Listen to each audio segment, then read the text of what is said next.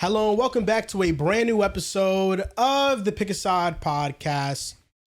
My name is Joel Moran and I'm here with Andrew Velez, Joel Dels, and Mr. John Tortorelli, who's in the building. Riv couldn't make it today. He couldn't find a babysitter for his son. So we'll hopefully get Riv back soon. The new year is approaching. Yes, sir. Happy holidays to Happy all. holidays. And man, we got a great weekend of football. A weekend in which I'm still 3 up on Riv in the pick'em. 3, really? Yes, I'm still. How you guys solid. had the same record this week? No. We did. That's why I was. So you were up 3 coming in. I thought it was Yes. Interesting. Yeah, I don't I thought know in the chat anything you guys about the said one. standings. I guess I was only up 2 because of the Texans Chargers game. No, actually, I was only up 2 because of the Lions Vikings game. He picked the Vikings to win. and then so you got 2 on him Sunday. Yeah, he thought that I didn't pick Oh. the Texans. I did pick the Texans. Right. that was dirty of you. I know I'm a dirty motherfucker, man. I was gonna say the other word, but I can't. Not on camera. All right. So also, I picked the Saints to beat the Titans, and he had the Titans. And I picked the Eagles to beat the Bills. I just didn't feel good about it. Like last minute thinking about it, I was just like, "Am I really gonna take Buffalo to win this game? I did They not feel can't good get about it, open. no. Like the receivers suck." So I switched it Bad matchup. last second. And he messed up because he took the Browns, but he ended up taking the Steelers on the app. Yes, exactly. It's tough break, man. I'm up 3 on him, and now it's week 18. It's the wild west. It Anything is. can happen. at Anything this could point. happen is right. I just got to keep my lead. But I will say, if I stuck to what I said on the show, Riv would at the very least have tied me Okay. or been up 1. But, Had to make some sacrifices. last second decisions, thinking about it. I could say it was a good pivot. He was driving to the basket and I came help side and blocked the shot. You like Derek White. Yeah. Shout out Derek White. But there's a lot of things to talk about. What have been on your guys' mind recently, though? What's been on my mind has been fantasy football. Unfortunately, you're gonna see a stressed man this episode. I wish that wasn't true, but it is. In the big money league, I need Drake London. I need him badly, and I'm nervous. He doesn't look like he's running 100%. Looks like a Bijan night. In another league, I need Bijan to do nothing. He's already has a touchdown. So we'll see. We'll see what happens. Fantasy, it all comes down to this week. I was in 6 championships this weekend. There's a chance I win 0. Wow. Legitimate chance I win none of them. Sometimes that's just the game. Sometimes you eat the bear. Sometimes the bear mauls you, kills you in every which way.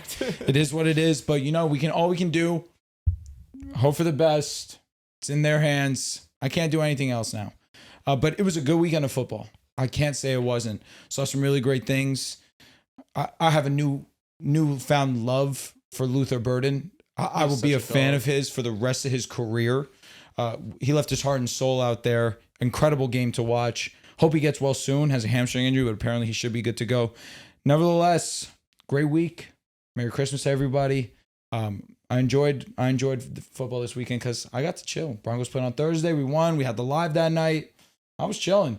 So this weekend, it's been a lot of stress because of fantasy football, but hopefully we have a little bit of happiness tonight. Yeah, the Christmas games weren't great, but the Saturday games I feel like made up for them. Texans Chargers was awesome. Great game. Ravens Packers was very surprising. Malik Willis was great, but the Awesome Ravens somehow won that game on the back of Derrick Henry just being Derrick Henry. They should give that guy the ball more often, especially with Lamar hurt. But yeah, no, Saturday was a great slate of games. I'm in 5 championships. I won 2. Should win 3, but this game it's still somewhat in the balance. I have like an 80-some% chance to win, but he has Bijan and Kirk going, so they already have a touchdown together, which I hate to see. But yeah, can't complain. Go to Nashville for the new year. We went last year. Chelsea has some friends down there. We're going to go visit. So it should be good, man. Yeah, Dell's got me in the fantasy championship this year. I didn't bother to check. I know how. You won in PAS? I think you're going to win PAS. No, I lost. Last week you beat me. Wait, who am I playing in PAS? Playing me. No, I think you're going to beat me, John. I haven't bothered checking. I dropped Ramondre Stevenson I picked 2 months Ramondre. ago, and then Dell's picked him No, up. John, you're going to win. Because yeah. I started Trevion over him. Oh, the last minute must have made that Shout out to John. I guess I'm winning. Let's go, that league. John. I thought I was going to You smoked him. So Yeah. I'll take it. Yeah, 2 bad starts. We had some great Shot Perkins Christmas too. Day basketball. A lot of awesome matchups. My goat Nikola Jokic played a historic game, and the NFL slate was a little bit interesting. Definitely not as I didn't live up to my expectations, but Happy New Year coming up. Merry Is it because the Christmas, Steelers Happy gagged? holidays. We'll talk about that. But blessed to be here, and I'm excited to talk ball with you guys. There's love a lot talking of ball. things that have been happening recently. Number one, FaZe Clan broke up. I guess I read about that. I don't care. I saw a tweet about it and I just rolled past it. FaZe Clan. The only FaZe Clan member I could say I've ever watched was FaZe Jeff. What about Banks? I only know Banks because he's an elite MW2. Exactly. I just know his name. And I watched a video of him go up against this one dude, and he smoked him on Rust. Yeah. Quick scope, no scope. I don't know everybody in the group, but the most known person, like in my opinion, is Plagueboy Max now. And then he's FaZe. He was. He's FaZe? Plagueboy Max. So he's dirty at video games? I don't think they got him into it because of video games. I'm not sure. I know that his thing is making beats and doing music on stream, but he does other things, I'm sure. But he was in FaZe originally. So basically the whole thing started that FaZe Banks was trying to reinvent FaZe. So he got a lot of money and he reinvested that money into these up and coming creators. He had a whole house for them. He had videographers. He had filmmakers. Like he had editors on deck for them to make content. And in giving them that money, he never had a plan to get return on his investment. So if somebody signed to FaZe, there was no like bottom line that they needed to give FaZe if they made money. So a lot of dudes got rich off of being in FaZe and being like in that group. And then FaZe Banks, like, you know, FaZe as a company was kind of left like, yo, what the fuck? Like now we just put all this money into these creators, but there's nothing that says that they're entitled to give us any of that money that they're making for us, like putting them on. So essentially everybody in the group, famous streamers wise, they like all left. Like Plagueboy Max has left for a minute, but dudes that like are staples of like FaZe, they have like left. Like FaZe Rug, he left. All of them, they left. So now FaZe is like, they still have an esports team because they're in that industry. But in terms of like the streaming thing, they're cooked. Yeah, it seems like they're pretty cooked. Like when it comes to that, it's unfortunate for them, you know. Legendary, are they in like the gaming space? I think. I don't know. I don't even know about FaZe Banks. That's really it. They're kind of like it's them and like AMP. AMP has kind of dropped down though because they don't all live together no more. That's true, but that's Kai Cenat, all them, right? Yeah. That's Kai and Agent. They're funny, but I don't even know if they're really that tapped in no more. I feel like groups like that, I don't know. Is that like Ray, Duke? Yes. Duke Ray, Dennis, yeah. I like Ray. Ray's funny guy. Yeah. He's funny. But yeah, that's like the groups and stuff like that. I don't know, bro. Like living in a content house is crazy. That's a lot. I wouldn't want to do that. You wouldn't want to live with us, bro? Probably not, bro. Respectfully. I'm straight. If I had my room on bathroom, maybe we could do that. I don't know. Chelsea would like that. That's true. You would have Chelsea in there too, I guess. Okay. I'm straight. You guys, yeah, bro. They live in the same crib. They be streaming like different rooms apart from each other. Yeah, I mean, shit. End of an era, I guess, though. But you buying multi-million-dollar houses out in California and stuff. I feel like a couple groups are doing that. I mean, they have the money. Yeah, but it's the end of that era. But outside of that, I've just been enjoying some football. You know, I'm glad that I'm still number one in this pick'em leaderboard. Yeah, it's been a tough couple of weeks. Rivers gave me a little bit of a sweat, but I can't forget about Dels. Dels is right there too. Dude, I got logged out of my account again, and I always forget my password, so I wasn't able to check this weekend. Oh, damn. He might have just had one less, but you're not down a lot. You're only down like maybe 4. I got to get my password. I had a bad week this week. Oh, you did? I didn't put the first game in, so I missed Dallas and... Been there. Morning game, yeah. I was going to say. Commanders. I've been out for a long time, so it is what it is. I'm rooting for a fun matchup and a fun end of the season. So, did we decide week 18 or the playoffs? I feel like we've had this conversation 3 times. I still don't know the answer. This is what's going to happen. Riv's not going to win. He's going to be like, playoffs. Yeah. If he wins, he's going to be like, but we said week 18. So, listen, I don't care. We did week 18. We did playoffs last year. I'm not in it. So I'm not the one that should decide if I'm being real. I think if we did playoffs last year, I'm down to do playoffs this year. Well, it just depends. I mean, if you're losing, of course you want to extend it. You got more leeway to win. Well, that's fine because we need to have 3 people because 4 would be an even number. So me, you, and Rib make the decision. That's what I'm saying. I should have no say in this. John too. John, the only people that will vote for ending at week 18 is the person that won. Well, last year I was winning. I said let's do it through the playoffs. Yeah. Oh my God. You had such a sizable lead though that it didn't I matter. had a solid lead, but I still don't think it was. I might have been. I don't know. Yeah, it just sucks because then I'm You're up like 12 I'm gonna have games, to be bro. unbiased. with my I don't think picks. I was up that much. I I think I was up like maybe 5. I remember it being nuts, like impossible to catch. Because I remember week 18 thinking like, if a few weird things don't go my way, it could be close. So I don't Yeah. think I was up a ridiculous What amount. did I come in second last year? I don't know. It wasn't good. But I will say this: it changes the approach if it goes longer. Because if we ended at week 18, then you guys are gonna pick the opposite just for the sake of being. Yeah. Well, that's why week 18 Opposite? last year I was scared because I was like, these opposites were normally probably won't Yeah. happen. Is now you got backups playing and it can happen. Yeah, week 18 is one of the toughest weeks to predict So every year. basically, like you guys can either really mess yourself over, Yeah. or I'd lose on that. But you've also been playing, no disrespect, like a bitch. I've been playing on the defensive. He's been absolutely. playing to win. Yeah.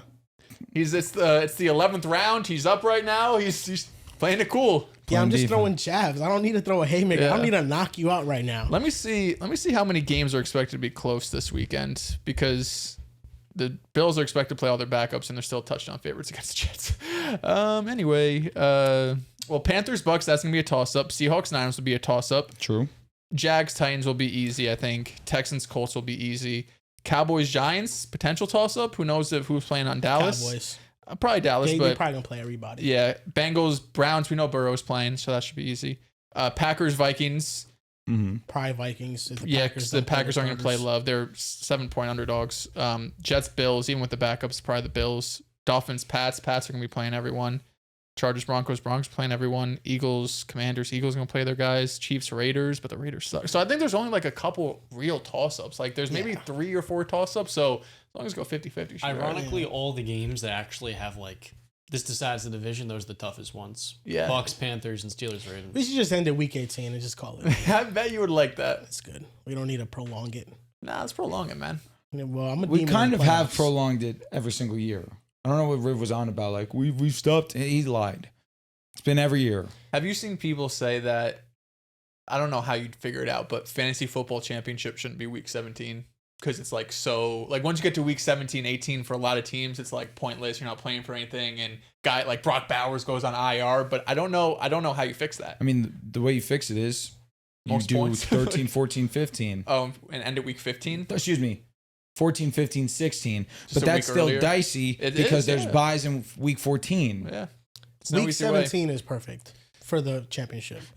Most teams was playing their starters. It's Yeah, perfect. It's really just the Raiders. But they've botched, in my opinion, having bye weeks go all the way to week 14. especially for how big gambling and fantasy football is, you would think that the NFL. I'll be honest.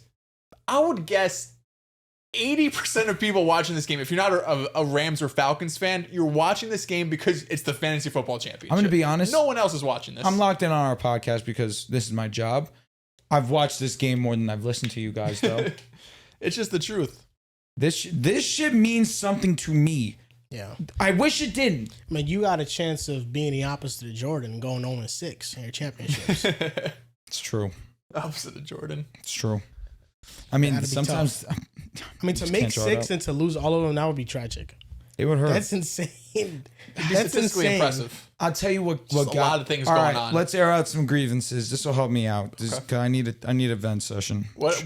How many are you like definitely dead in? Definitely dead. 2. Okay. Definitely done in 2. I can win 4. Yeah. I can win 4. I can lose all of them. Give me probability for Okay. each. 1, 80%. Okay. Second one, 60-40. Okay. Me. 50-50. Done. 2 Yeah. of them. Done in 2 Yeah. of them. Like, I'm done. 60-40 L. 70-30 L. Okay. So it seems like you should walk away with at least one. Definitely should walk away with at least 1. Okay.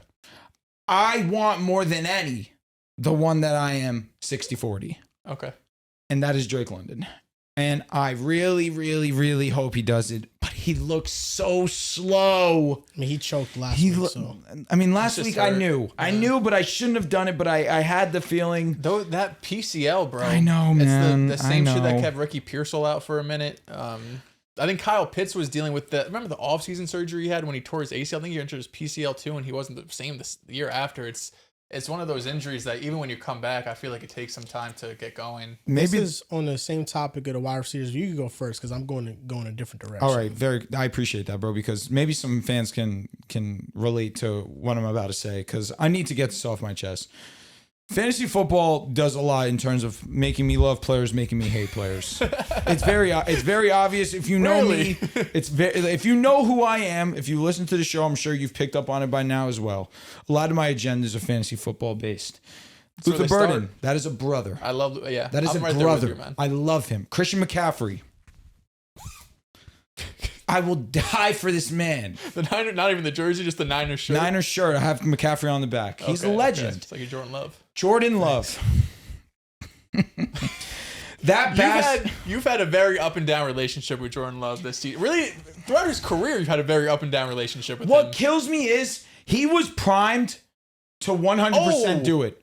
That's huge for me winning one league. He just lost MVP. I need it. Okay, get in. Yes. Huge. What kills me about Jordan is that he was primed to be loved by me for the rest of his career. It was him and Josh. But really who it was him and Christian Watson. I've loved Christian Watson. I've been a fan of his, and I haven't even had stock in him in fantasy prior to this year.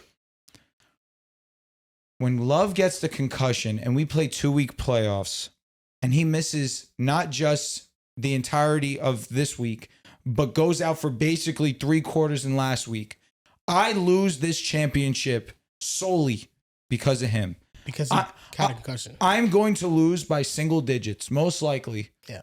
Because Christian Watson did not have his quarterback last week against the Bears. Christian Watson had not 1, not 2, but 3 touchdowns that did not happen because he was either missed. He had 4 end zone targets. 4 end zone targets. And then there was other ones that could have been touchdowns. The one over the middle of the field. Some and just miss looks that did not go his way. It's going to hurt losing this championship because I'm in a league with a bunch of dirtbags. They're not good people. They make me hate fantasy football, which is why I need this one more than anyone else because they are not going to care, not one bit, that Jordan Love got hurt. No one gives a shit.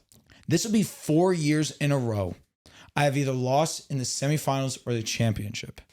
You got to get a new quarterback. It seems like it's a new quarterback. It's redraft. New quarterback every year. Yeah. Bro, Josh Allen, shout out to him. Last week was terrible. This week pulled it out after looking atrocious for 3 quarters.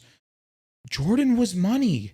Yeah. I have nothing negative to say about him. How often was I saying the 2 of them, Watson and Love, we're going to win me? So this week, he just got hit in the head. He practices every single day. I'm like, all right, lit. He's going to play. I cut Malik Willis. Excuse me. I cut Cam Ward. I'm like, Jordan's going to play. We're cash. Christian Watson's going to start. I'm going to start Jordan. It's up and it's stuck. Jordan Love doesn't play because the Lions fucking lose to Minnesota. So now it's fuck Detroit. I hate Detroit. I'm done with them. Jordan doesn't play because he doesn't need to because of concussion. Now I'm screwed. I'm scrambling for my second quarterback. And I don't even think about Malik Willis. I can't even say I thought about him. I was nervous. Had the shoulder injury that he ended up leaving the game with. And he had an illness that he picked up. And Christian Watson had an illness. You want to know what burns me the most? I went to church on Christmas Eve. When it's the time to... Yes. Nice. Awesome. When it's time to say a prayer for whatever you want to do, whether it's your family, friends, I put my head down. I pray for RJ Harvey, Christian Watson, Jordan Love. Got 2 of the 3. And I don't start Christian Watson, and he goes for over 100 and a touchdown. I don't know if Alexandra has ever seen me in such a vulnerable state because of football. I was distraught. I could not believe what I was watching when Malik Willis was just throwing pass after pass to Christian Watson. Who would you have started him over? I would have started him over Luther probably over Luther. So it would have evened out. Exactly. Yeah. Now that things have happened, Luther Burden has made me come to grips with my decision. He was better than Christian Watson. So fine. But who it comes back to is Jordan. Yeah. Because I had to start Shador Sanders. Because I couldn't get Cam Ward back. And Malik Willis, I didn't get him. So I have to live with this. So whatever happens, happens. At this point now, I'm rooting for Stafford to throw a touchdown because now the Falcons are just going to keep on feeding the ball to Bijan, and I'm going to be triple-double cooked. So yeah, fantasy football, it gives and it takes.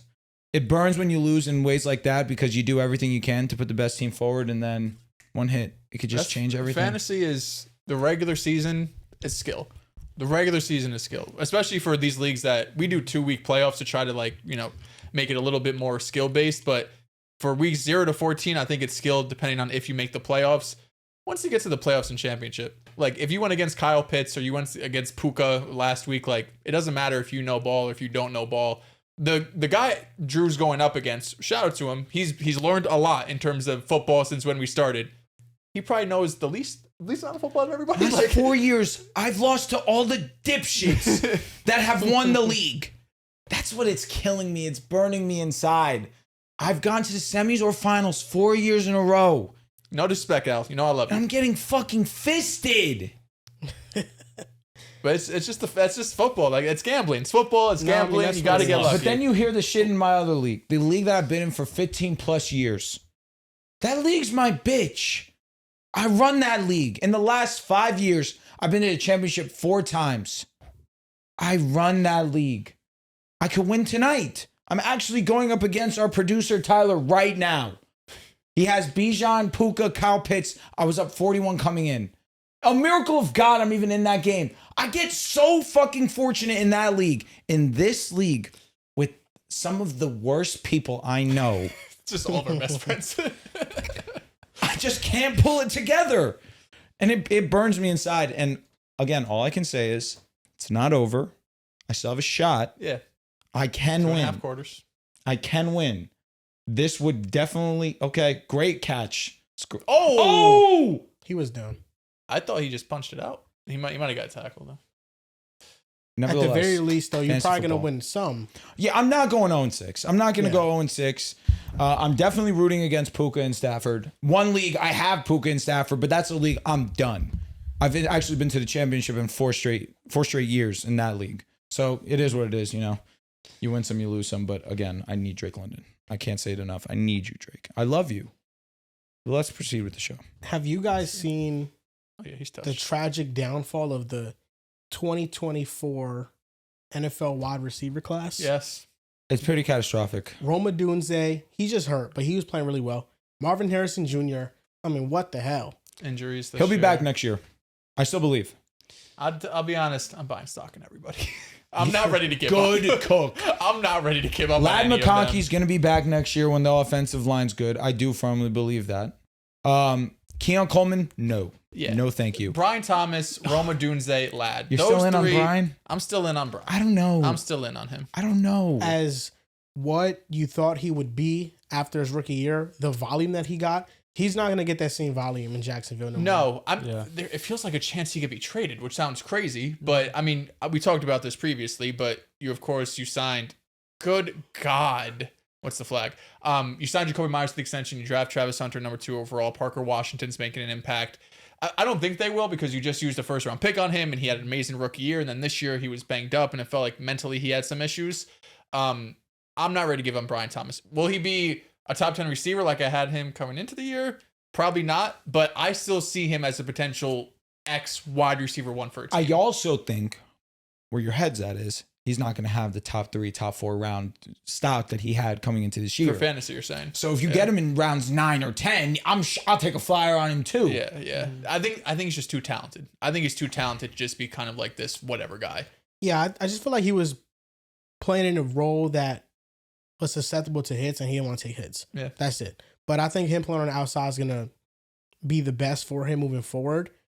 There's only 3 receivers I'm really out on. I'm out on Xavier Legette. Yeah. I'm out on Keon Coleman. Yep. And I'm out on Xavier Worthy. Yeah. I mean, those are 3 receivers that all had big question marks entering the draft. You're out on Xavier. He's not good. He's like a gadgety guy, sure. But not as like a staple Prolific wide receiver player. He's very fast, but he doesn't know how to track the ball down the field. A lot of Mahomes' misses are due to him not being able to track the ball down the field. And that's why Tyquan Thorne, he came in and he was a better deep threat than him. No. Michigan legend. So Xavier Worthy, I feel like there was a point in time where it felt like the arrow was trending upwards for him, but I'm out. I'm out on him. And a lot of Chiefs fans, they want to draft Jeremiah Love in the draft. And I understand. Like, they need a running back and they need a run First game. round pick. Because after the Jets and Breece Hall just got 1,000 yards rushing, the Chiefs have the longest drought of a running back with not reaching 1,000 Shout out yards. to Chris Ivory. But if you look at the free agent running back class, Loaded. it's stacked. Yeah. You don't need to spend a round one pick on the back. No. What the Chiefs need to do is they need to draft Carnell Tate. Carnell Tate, You love Carnell Tate. is a He's a George stud. Pickens. Yeah. 6'3" monster. Do you want to be compared to George Pickens? Yeah, You why know not? that. Hell yeah. It's just like motor, drive. Well, I'm not talking about the motor drive. I'm Top 5 talking about yards just the skill set. First year at the Oh no, when it quarterback. comes to skill set, there are not many actually better than him. Not even anywhere close. Carnell John, you know, Tate- I've been an advocate What of a his punt. skill set. However, Well, sounds Carnell like Tate Ryan is Williams. the ridiculous. drive in the motor, that's a Questionable. concern. Super questionable. That's a concern. You Is it not? You can I mean- you can separate the talent, which is undeniable, one of the most talented we have in the game, and the drive to want to be the best version of yourself. I'd say for the vast majority of the season, he's been the very best. I mean, his drive, whatever you want to quantify this as, he's been a superstar for the vast majority of the season, with the exception of maybe 2 weeks. I don't Vast disagree. majority's right. I don't disagree. If I'm paying him for 15 weeks of being a superstar low receiver, I'm You'll going to take pay him that. for being a superstar See, for but 15 here's weeks this 15. season. Here's 15. I agree. If for 15, I'd take it. But let's say those 2 weeks just come at the most inopportune times. But that, yeah. I'd rather be paying him $33 million a year than DK Metcalf. Okay, I agree with that. Before Not DK anymore. was But I spent. agree. I agree In a with that heartbeat. before the season In started. a heartbeat. I agree with that before the season started. I wouldn't DK. feel comfortable with either, to be honest. Who would you rather You- pay? what? 33 Yeah, million I'm a gonna be year? honest with you. It's not You close. was Top 5 a month ago. You are insane. You were taking him over Puka Nacua. Before the season, I'm saying. You Before talking about the before the season. season? Yeah. Before Before this this season, I season. was still Before taking this Pickens season, over I wouldn't Metcalf. have felt comfortable paying either Okay. $30 million. Okay. Sure. That's what I said. That's He just exactly bailed what I himself said. Yeah, no, you did. That's You did. exactly what I mean. You guys didn't listen. Okay. You guys Now didn't it's listen to on my us. full sentence. Now it's on us. Okay. But yeah, now of course, I mean he's gonna receive top market dollar. dollar. You know what I'm Deserves saying? it. Who are the he's some of earned the it. free agent running backs? Travis Etienne. Some guys might not Breece become Hall. free agents. Breece Hall, Monty Vidal, Kenneth Walker, Javonte, Algier, J.K. Dobbins, Rico Dowdle. Rico Okay. Dowdle. Yeah, JK a lot isn't of free, really good if I'm fucking mistaken. names. I mean, like- yeah, if you're the Chiefs, you sign one of these guys to a short-term deal, 2-3 years is probably going to get a majority of running backs. Honestly, 1 year got J.K. Dobbins for the minimum in like August or whenever Yep. you guys Yep. signed him. And then you draft a running back on day 2 or day 3. Yeah, I mean that's a perfect formula. That is the problem. Isaiah Pacheco's moving on, but now I feel like sometimes these NFL front offices they just overthink. They do. Bro. They do. Like Luther Burden was a round one talent, fall into day 2. You just overthought it. Like it's not his fault that Brady Cook, current Jets quarterback, was playing awful too. He just ruined Luther Burden's last season and really was not getting him. the Missouri ball. legend, man. That's why Howie Roseman isn't smart. He's just the smartest of all the dumb GMs because it's like you look at consensus board more times than not. Howie Roseman just takes the guy. He's like, oh, first round pick for AJ Brown. Fuck yeah. Obviously joking. Howie Roseman's a very smart guy and they fill out the roster well, but a lot of the Eagles draft picks and their decisions just who's the best player available. Yeah. They usually come from one of these crazy colleges always. But that's usually how it works. Like you I know? want to make it clear, Matthew Golden is going to be fine. Matthew Golden is open. He's just not getting the ball. Yeah. He gets open though. So it's a Jordan Love problem. No, it's not. So let me ask you a Yeah, question because I'm I'm kinda on the down on Matthew complete Golden. anti. I'm done with Love. It has nothing to do with his skill set. It just has to do Nothing with his at all. concussion. Just because he got a concussion. His week 16 concussion. I hate Jordan Love. However, somebody did put up a good point and made me think. That you only Why hit him 'cause is he it got a concussion? Malik Willis comes in and looks incredible every single time? And Jordan Love, not that he doesn't look good. He looks good. But like, is it just that they have two demons? Or 2 franchise quarterbacks, you told me. Well, that's is probably, one better than the other? Well, that's probably the biggest possibility that they have two Two great demons. players. Yeah, I mean, also Jordan Love was third in MVP odds before Week 15. Is it LaFleur? LaFleur's great. Well, LaFleur is also a He great stepped up QB his whisperer? game big time. But I think against Chicago, I mean, it's one of the weakest defenses in the league. And then the Ravens, their defense has gotten better, but it's not anything that a great game planner can't game plan against. Malik Willis offers something special with his athleticism. He's a very dynamic quarterback. With that being said, and I told some of my Packers brethren this, Okay. because somebody DM'd me and he asked me the same question you're asking me now. Uh-huh. Oh, really? And yeah, he said the offense just looks better with Willis. And I said, listen, Willis has not played with pressure yet. That's the makings of a great quarterback. Mental. Yes. You can have a stretch of a couple games and then you get paid and now you become the guy. The game plan's on you and we see a completely different quarterback.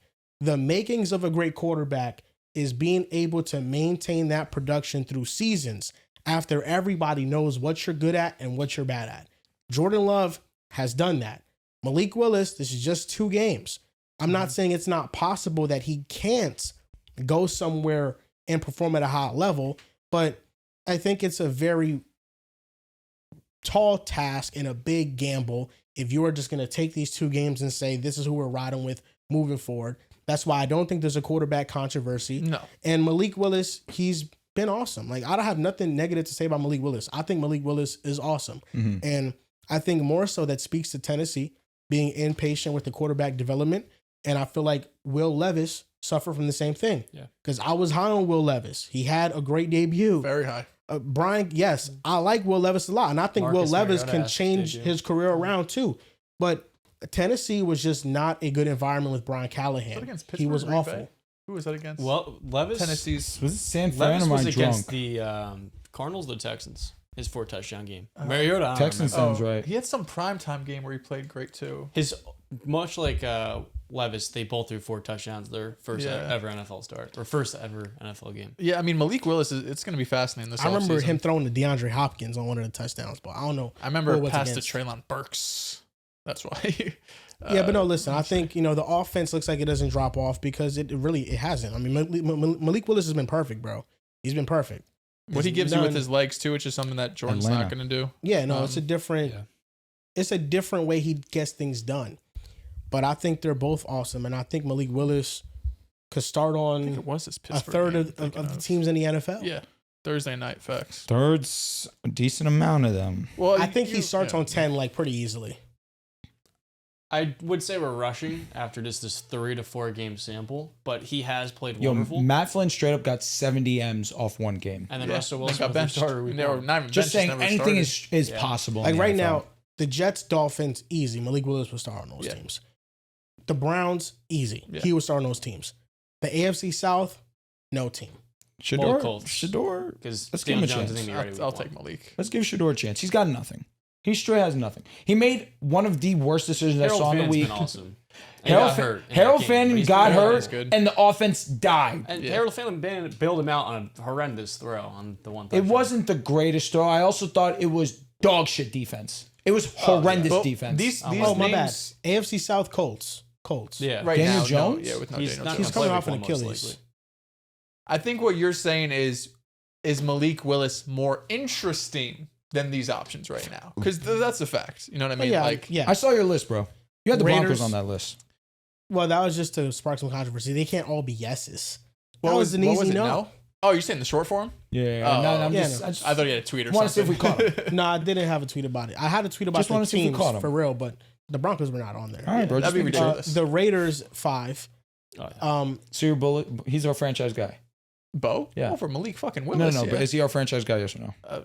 For your sake, bro. Hopefully not. No, on I'm this rookie joking. contract for sure. Huh? Yeah, no, I mean, he's your guy for right now. Pay him $60 million. He's your guy for right now. NFC East, no. Only one you can make an argument for is the Giants. Well, the But Dolphins. I'd much rather. We said I Dolphins, don't- yeah. You did? Yeah. All right. I'm on to NFC now. NFC West, the Cardinals. Yeah. I think, if they're restarting from Kyler, it makes sense. If they're restarting, but he's not better than Kyler. NFC North, the Vikings. Yeah. Yeah. I'd rather see what I have in Malik than I agree. JJ right now. And then NFC Which is sad because JJ was fake cooking the last 2 weeks before he got injured. Giants game was terrible. Can't stay NFC healthy. South. Yeah. Tyler Shuck, maybe. Tyler Shuck's playing amazing. Shuck's Give me been the Shuckster, been bro. Awesome. Yeah, Tyler Shuck. Shuck on it. Shuck star. Shucks Bryce had Young. a 8-game. What about Bryce Young?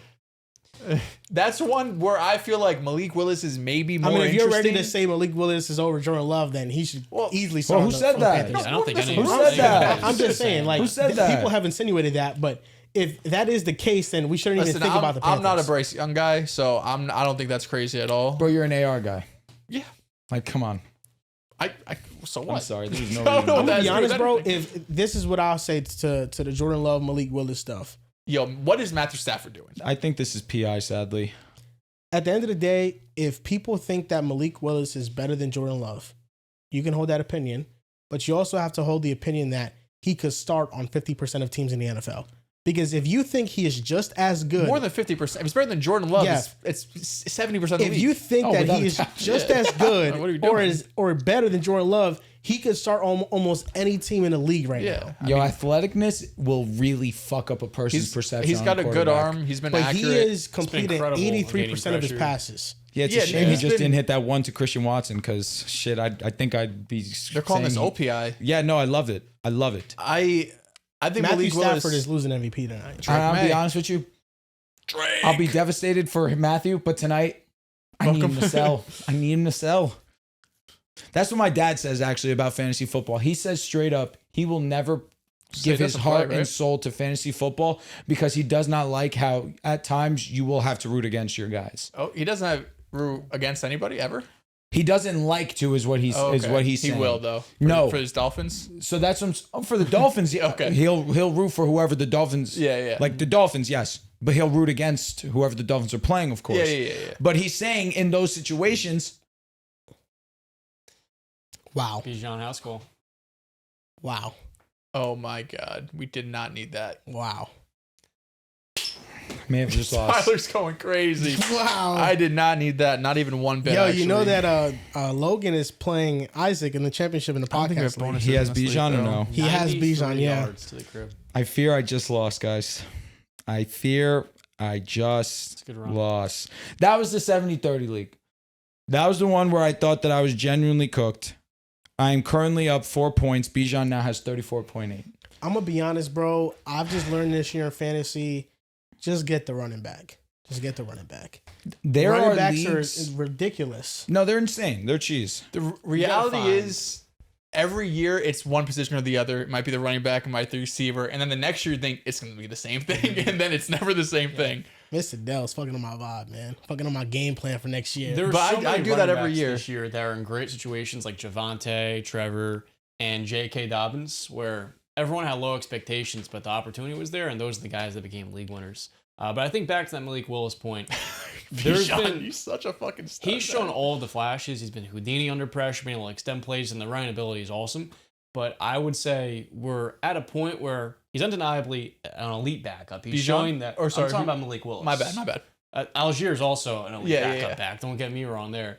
But with Malik Willis, I think we so often see this with the young, enticing quarterback that has all the physical traits and that wow ability that Yep. maybe people want to start the conversation. This guy can start for this many teams. He undeniably could start for a lot of teams right now and be kind of interesting next year. But we are at a point where we need to see more. And I would like to see him get an opportunity to start maybe somewhere else.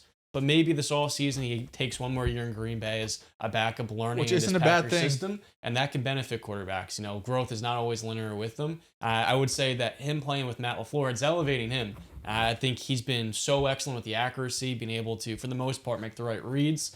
So we're seeing something right now, but I also want to see more until I'm kind of making any sort of I proclamation. think the best example of that is Jimmy Garoppolo staying in New England. I know he didn't was a free agent or anything, but eventually gets traded for I think it was second or third round pick for the Niners and goes on to have a great career for San Francisco. What are you guys like annually? What are you paying Malik Willis? $20 million. 20?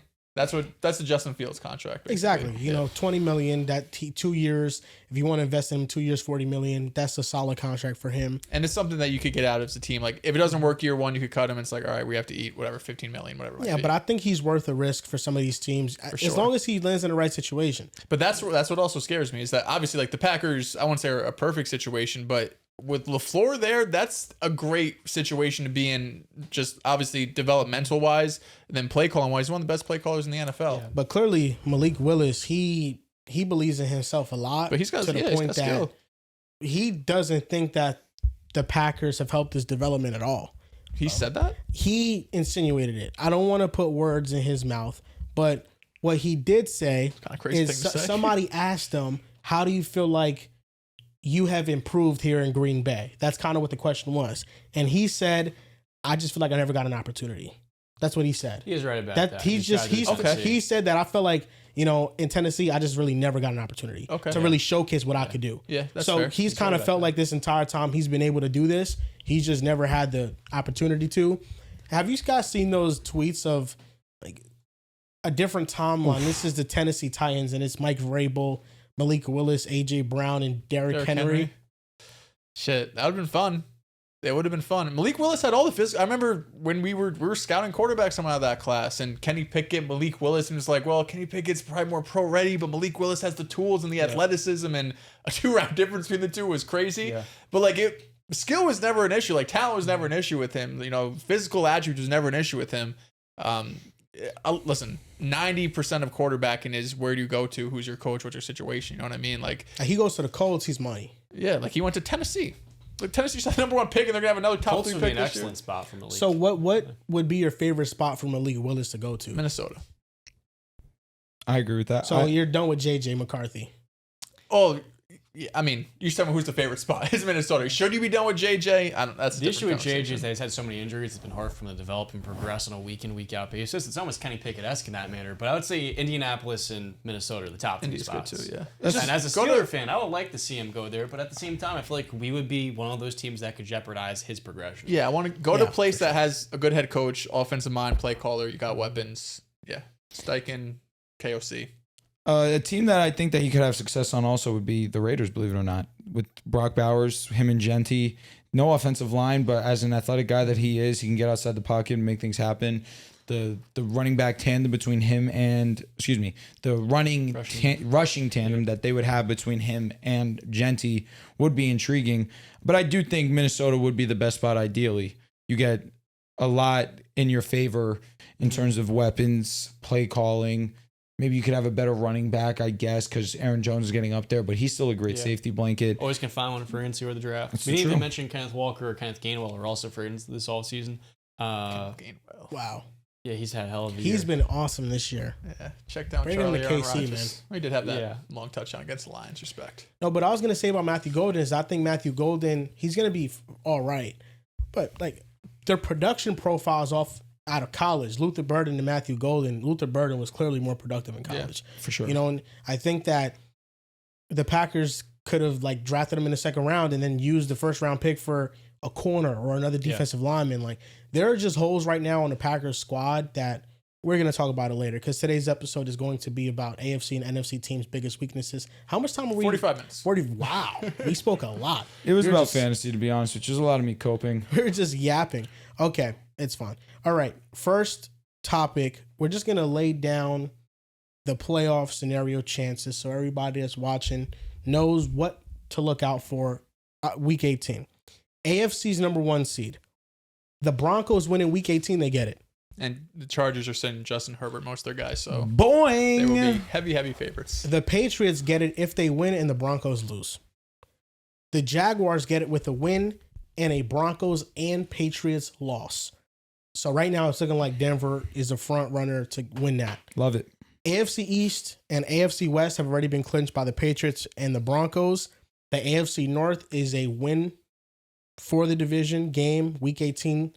Ravens at the Steelers. Just when I'm bought in, DK Metcalf has to go and punch somebody in the face, man. Whoever wins gets it. And the AFC South, if the Jaguars win, they win the division. And the Texans win a division with a win and a Jaguars loss. Now, after all of that, I was able to try to move a little bit forward and predict the final AFC playoff seedings. Okay. And maybe this will be correct to the TI, at least I hope. It might not because things can happen. But from my predictions, the Broncos get the bye week. The Patriots are the 2 seed facing the Chargers at 7. The Jaguars face the Bills, the 3-6 matchup. And the Ravens face the Texans, the 4-5 matchup. Whoever faces the Texans is going to be the Steelers or the Ravens. We both all probably think that the Texans win that. Mm-hmm. The Bills versus Jaguars. What do you think? What are you gonna say about this? If Texans? the Steelers get into the playoffs and they're facing that Texans offensive line, I think our pass rush would absolutely feast on them. What about the And- Texans defense against Aaron Rodgers?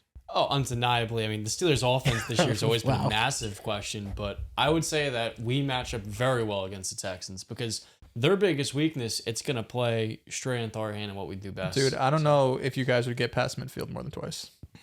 Good point. That's a fair No, point. I mean, listen, out of all the teams you guys It's could like John play, hadn't, like, thought it's about probably it. Chargers. Like, you I probably want to play thought the about it. Chargers the most, but the Chargers, I don't think the matchup works if you guys play the Chargers. They feel like the weakest team to me. That's All right. why. We're going to do it how we do the Keep 3 Cup 5s. Okay. Two of you guys say something. Whoever is the majority moves on. Texans versus Ravens or Steelers. Texans. I do think the Ravens, I've went back and forth, they're going to win this Week 18 matchup. So Texans, Ravens, I'll take Texans. Bills versus Jaguars. Jaguars. That's a tough matchup for Buffalo. Buffalo's not good. They're not. I would take Jacksonville. A lot of holes in Buffalo. Doesn't feel right for us to clean sweep Jacksonville. Defense is fake cooking recently. Their pass defense is not bad, bro. Their rush defense is bad. Talking about Buffalo? Buffalo's, yeah. But I don't know, man. Just the team as a whole is just not as good as it should be. Jags' run defense is very strong, too. Yep. So now you got James Cook. It's an Avalanche. We'll have these quiet weeks, and the next week it's 216 yards, most of which are in the first half. But against Jacksonville, I think they're going to limit him, so I'll take the Jags. Okay. So far, the Jaguars and the Texans move on. The Chargers versus the Patriots.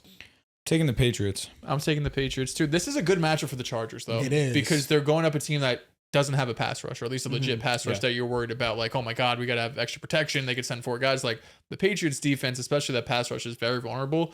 So, I mean, it's a toss. Like, out of all of these are the game. This is the game that I feel the closest about. I would still take New England, though. I don't think what they've done this year is just a fluke of the schedule. I would take... Ooh, this is the big toss-up to me. I'm taking the Chargers in this matchup, Okay. honestly. I do Chargers on agree the with road you. in New England. I do agree with you. I would say that they match up very well in New England. Okay, well, majority rules. So the divisional round, the Broncos versus the Texans. Broncos. This is the matchup you said you didn't want to see. Dead worst matchup, truthfully, if I'm being honest. Yeah. I'm going to still take us, though. We played them the first time. CJ was kind of doing his thing until he got banged up. Nevertheless, got to have a drive. Bo Nix was able to answer the call. And I don't think our defense struggles the way that it's been struggling of recent against that offense. I think we get after it. I think Nick Bonito leaves his presence felt. We should win that matchup. I would still take Denver here, too. I'm taking Houston in this matchup. This is the Okay. one team that I really feel like would give the Broncos their toughest time, I don't especially disagree. defensively. This is the only team I don't want to play, to be honest with you. Jaguars versus Patriots. Going with the Jaguars, man. I would take the Jaguars, too. Okay, and then the AFC Championship, the Broncos versus the Jaguars. How we all saw it. Take my Broncos. Wouldn't take anybody else. That's tough, man. They handled business against Denver. This would Smoked be us. in Denver again. It's hard to beat a team twice. It's really hard. Unless I they're would. just better than you. That's sometimes the case. You're not wrong. I would take Denver here. I think they would go. I think they'd go to the Super Bowl. I'm taking the Jags in this matchup. This guy's a Bronco hater. He just has been the opposite of you guys. I mean, we needed some difference. Well, yeah, I don't hate, like, these are all 50-50 matchups. Like, They the are. Texans could definitely beat the Broncos. The Jags could definitely beat the Broncos again. The Broncos are the best team in the AFC, but this is the weakest favorite in the AFC I've seen in a very long time. Yeah, I'm with you. Most vulnerable with favorite you. and one seed we've seen quite a bit. Now, I'm not going to do the same thing for the NFC because things are up in the air with the Rams and if they win or lose. But this is their scenarios for them. The number one seed can only be won by 2 teams, the Seahawks and the Niners. Whoever wins Week 18 gets the number 1 seed, and they get a bye. NFC East clinched by the Eagles. NFC West, the 49ers versus Seahawks. Whoever wins that matchup Week 18 wins the division and the number 1 seed. NFC North, the Bears have already clinched. NFC South, the Panthers versus Buccaneers. Whoever wins the division, but there's a caveat. If the Falcons beat the Rams tonight, the Panthers are in the playoffs. So the Panthers need a win or a Rams loss this week. So let me ask you a question. The Falcons are eliminated. Yes. Okay. Okay, so why are they playing anybody in this game? That's a great question. That's why I was a little surprised. I shouldn't say surprised, but yeah, I was surprised Drake London was playing because, like, he's obviously not 100%. I mean, not every team can just tank. I mean, you don't want this becoming an NBA now. Well, no, but you could say Drake London's not 100%. He came back last week against the Cardinals, didn't like how he looked. Listen, come It's back just a next year. prod thing. Want to get your numbers up. That's Well, it. at least for this coaching Raheem staff Morris too. is trying Raheem to Morris coach for is his job. coaching for his job. So that's probably the main reason. Jeff why. Ulbrich probably is too. Yeah. Yeah, so Zach Robinson, yeah. But no, the Falcons definitely a disappointing team. But Paulo triple-double. just I was about to say, Neither that. guess who has a triple-double tonight? Shout out does to the not relay. move me. Your favorite player? I was right about him. In regard to what? Well, he's not that guy. Franz is clearly better. You still has time to show you that you're wrong. Well, sure, but right now I'm right.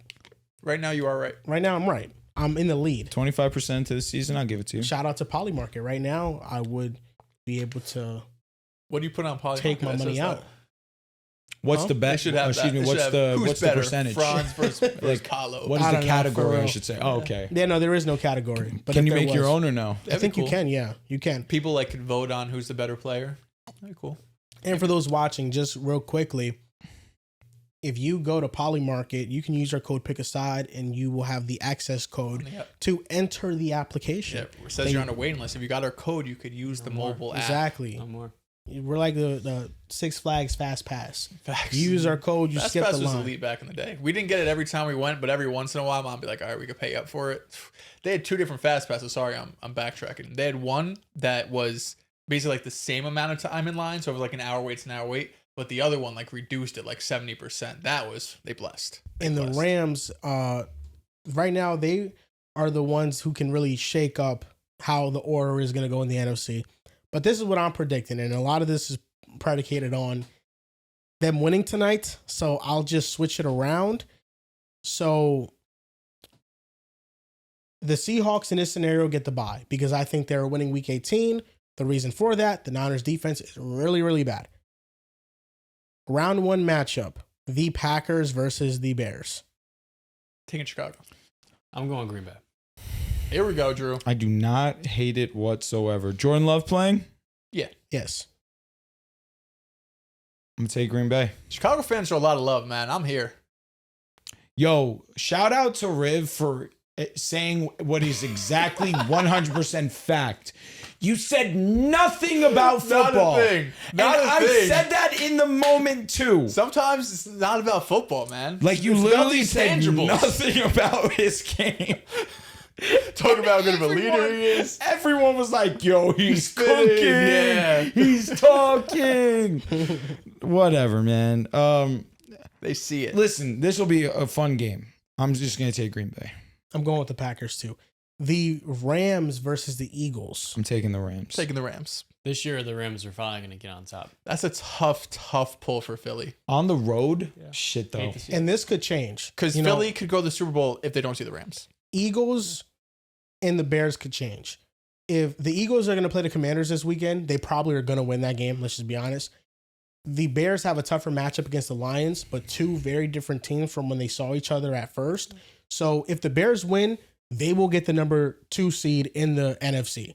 But if they lose and the Eagles win, the Eagles get the number 2 seed. So it can either be the Eagles and Packers or the Eagles and Rams, or it can be the Packers, Bears, Packers, Eagles, wherever, basically. Yeah. You don't want to see that. You don't want There's that. one that I'm definitely not looking forward to the most. for sure. There's definitely one of them. But okay, Bijan's the best in the league. He's the one of running backs. 49ers versus Buccaneers. 49ers, comfortably. Yeah. The Bucks are so bad. I hope I the Bucks think the don't make it. Panthers win. Well, Me wait. too. If the Falcons win, the Panthers done, you said, right? Oh, yeah, you're right. My bad. And 49ers versus Panthers. Could be a good game. Wait, sorry. The Falcons win, the Bucks are Bucks done. are done. Yeah. Yes. Okay. Honestly, good. I think the Panthers are better. I think they would have won Bucks don't Sunday if it deserve mattered. to be a playoff Or Saturday. team. They don't. Recently. They No. don't. To be fair, neither of these two teams deserve to be playoff teams. However, I Panthers think the deserve to be a Panthers little are more more. deserving. 100% Yes. agree. 100% Yeah. agree. Every- And I think they sneaky will play them well. They sneaky played them well last time. Yeah, I think their defense is solid. Bryce Young can make a couple plays. Yeah. Side note, Tampa Bay, you got to move off Todd Bowles, man. I mean, the Panthers could win this game. I know. Brock Purdy threw disagree. 3 picks against them. He did. for sure. But, Panthers defense is good. he's also playing better, too. They have a good defense. You know, And it's Brock going to matter. I Purdy's mean, here. is Kittle healthy? Is Trent Williams healthy? Those two are going Yeah. to matter a lot. Yeah, I'm going San Francisco in this matchup. Ironic, last year talking about Brock Purdy and Bryce Young. It's like, oh, Bryce been slightly better this year, and Brock immediately rips off 5 touchdowns on prime time. Yeah, now it's like, oh, it's not even close. Divisional round, Packers versus the Seahawks. Seahawks take Seattle. should win this game. I'm taking Seattle. I'm going with the Packers. Okay. 49ers versus the Rams. The Rams. I'm gonna take the Rams. This would be a great game, though. Elite game. Divisional game. Things could get weird. And then NFC Championship game, Sam Darnold versus Stafford, Rams versus Seahawks. Give me the Ram. I would take the Rams. I was taking the Rams here. So the Super Bowl that you guys are predicting are the Rams versus the Broncos. Somebody said this a few weeks ago, which I would be not happy with. I would take the Rams. I would take us.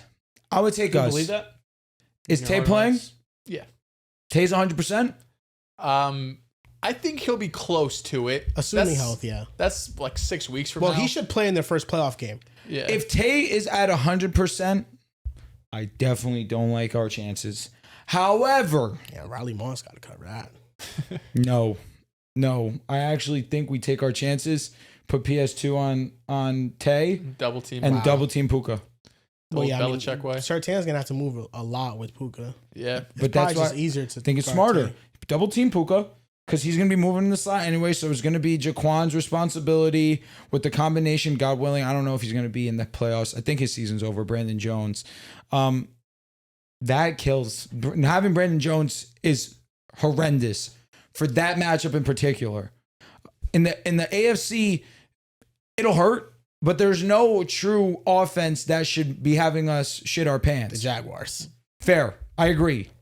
And that showed. And when we matched up against them, they absolutely did us. And that was the first game without Brandon. And they're, with all due respect to the Jags, they're not shit your pants level like the Rams are. No, but it's BTJ, Jacoby, and No, they have a Parker great Washington. offense. They have a great and Strange. offense. They got a lot of guys you got to Nah, cover. they are what is it? Charmander, They're Charmeleon, and Charizard is the Rams. But yeah, okay, so that's what you guys have. Just based on the predictions that I think should probably happen. I could always be wrong, but it's going to be an interesting playoffs. I think this is as wide open as the league has been in a long time. Problems It in the is. Super Bowl, man. Yeah, they could. This year could be the year. Last time they won the division, they won the Super Bowl. Talk to him. It's a fact. I saw the tweet. 2015. Yeah, shout out to the defense. Ranking Coach of the Year candidates this year. This is a Poly Market sponsor segment. Right now, they're top 5 in percentage. Mike Vrabel, 47%. Kyle Shanahan, 37%. Liam Cohen's number 3 at 9%. Mike McDonald's number 4 at 7%. Ben Johnson's number 5 at 7%. Do you disagree or agree with this top 5? I strongly pretty good. disagree. Oh, the names are good. The order's The wrong. order. The order's wrong. Remind me, who was 1 and 2? Mike Vrabel and Kyle Shanahan. The names are right. The order is wrong. Ben Johnson should be one without a shadow of a doubt. He's also my number 1. My number 1's Kyle Shanahan. I like that Mike McDonald's came mentioned in this group because He very deserves. few people Yes. expected Seattle. Some people like me had Seattle finishing 3rd in the division. I thought they'd And be a this playoff team. Seattle team has proven so many people wrong. My number 1 though would be Kyle Shanahan for all the Niners have overcame and still having this 11-4 record. Their And defense is included- dog shit, to be fair. It's truly incredible that I think no coach has done a more impressive job this year than Shanahan. That's how I measure Coach of the Year. The job that you've done and kind of who's been the most valuable to their team. 2 for me would be Ben Johnson, 3 Liam Cohen, just like this list. 4 McDonald I think is solid. Then Sean Payton and a few other guys have Mike Vrabel deserves some shout. My thing is, I think Sean Payton's not having a seat at this table because he's established and he's a Hall of Fame coach if he retires tomorrow. These guys also got a better case, though. Is there a better case than having the best defense in the league? Is there a better case than being number 1 in the conference? Is there a better case than the offense being second half of the season, I guess, one of the most efficient in the league? There is a case against He's a coach absolutely changed the culture in Denver. For sure. If this Before is him, a- we were a poverty team. if this is a multi-year thing, then sure. But this 3 is a years in this year making. thing. Yeah. The Broncos made the playoffs last year. The expectation was to make the playoffs again this year. They went a step further and they won the AFC West. But comparatively to Ben Johnson, who they were 4th in odds to win their division, going from worst to first, Mike Vrabel going from worst to first. Kyle Shanahan having an injured team and still making the playoffs and having a chance to get the number 1 seed in the NFC with half of his defense and most of his offense being injured for the entirety of the season. I think Liam Cohen taking a 4-win team to almost 13 in 1 year. Like Liam Cohen deserves to have a seat at this he's table. on my list. Mike McDonald, who I think that the Broncos and the Seahawks, you can argue they made similar jumps from the Broncos made the playoffs, but the Seahawks were a 10-win team last year. They were really good. And then they make a jump and they could win the NFC. They could be the number 1 seed in a conference. So I think they're like 4 stamped over Sean Payne. Yeah. Mike McDonald, I would have him over Sean Payne because he coaches his side of the ball, defense, and they're elite. Sean Payne is an offensive play caller, and the offense has been up and down. There have been times this year where Broncos fans have complained about Sean Payne and his play calling. So I feel like Sean Payne has turned around the Broncos, but this year's coaches of the year candidates are ridiculously strong. They're amazing. Like, it's one of the best cases, one of the best races I've seen in a long time. In any other year, there are 4 to 5 guys that would easily win in those years. Like, you're right, man. Liam Cohen, Kyle Shanahan, Mike Vrabel, and McDonald and Ben Johnson all have a case to be number 1. I only had 2 names above Sean Payton. I have Ben Johnson 1, Kyle Shanahan 2. Thank you for having some fucking respect. I think I hear what you're saying because Coach of the Year, it's a combination of preseason expectations and then what you actually did in the season. If you want to do what you actually did in the season, especially overcoming injuries and adversity, I think Kyle Shanahan is a perfect choice.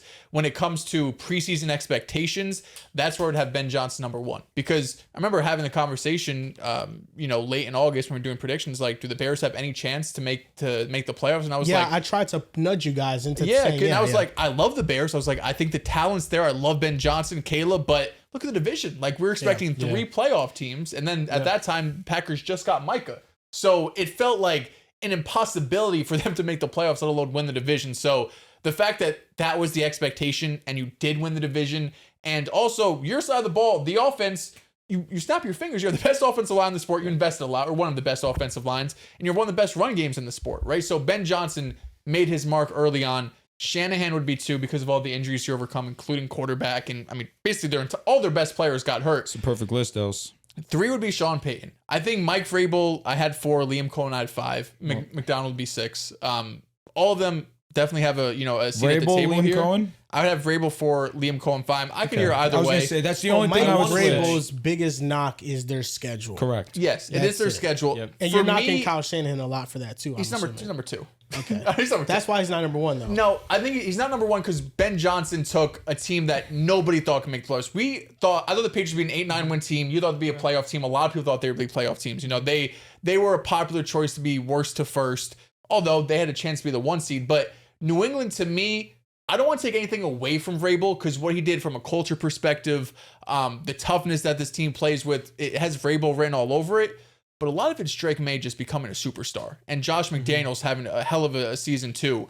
That shouldn't take away from Mike Vrabel. Just in this argument, it takes away a bit of it from me. And I would have Liam Cohen 5. I think we need to respect Liam Cohen more than we are. Because I agree. The turnaround that we've seen, he's the first coach in NFL history to take a team that won 4 or fewer games to 12 wins. Yes, Bottom 10 offense coach. to an arguable top 10 offense. Bottom 10 defense to an arguable top 10 defense. I'm not mad at Trevor it. Lawrence is playing the best football of his career. And Easily. we've seen guys who, in past years, are miscast and put in wrong roles like Travis Etienne, thrive. Parker Washington, thrive. Coming into the year, and even like week 12, 13, I remember being on Joel's show and we're talking about who's going to win the AFC South. Most people did not have the Jags winning. It was the Colts. The Colts get off to a historic offensive start. They fall into the back burner. Sold my stock. The Texans start 0-3, and now next thing you know, Texans are having their best season yet, D'Amico Ryans. And even with the Texans and Colts being at their best this season and exceeding expectations, the Jaguars are going to win this division.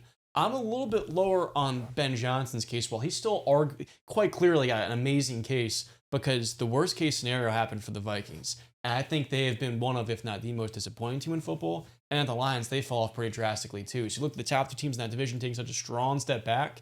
it opened up that door for Chicago, even though I had them finishing last in this division, because in large part, I didn't want to put those high expectations on them. Can you make the same argument for the AFC South? You had the Tennessee Titans were the worst team in football, one of the worst teams in football. The Colts fell apart the second half of the year. Yeah. Daniel Jones tears his Achilles. The Texans are the one team that's staying their way, but like the Packers have still been good. The Lions have still been, they were in the contention for the division a couple weeks ago. You know what I mean? It's not like they started off 4-7 or something. Right.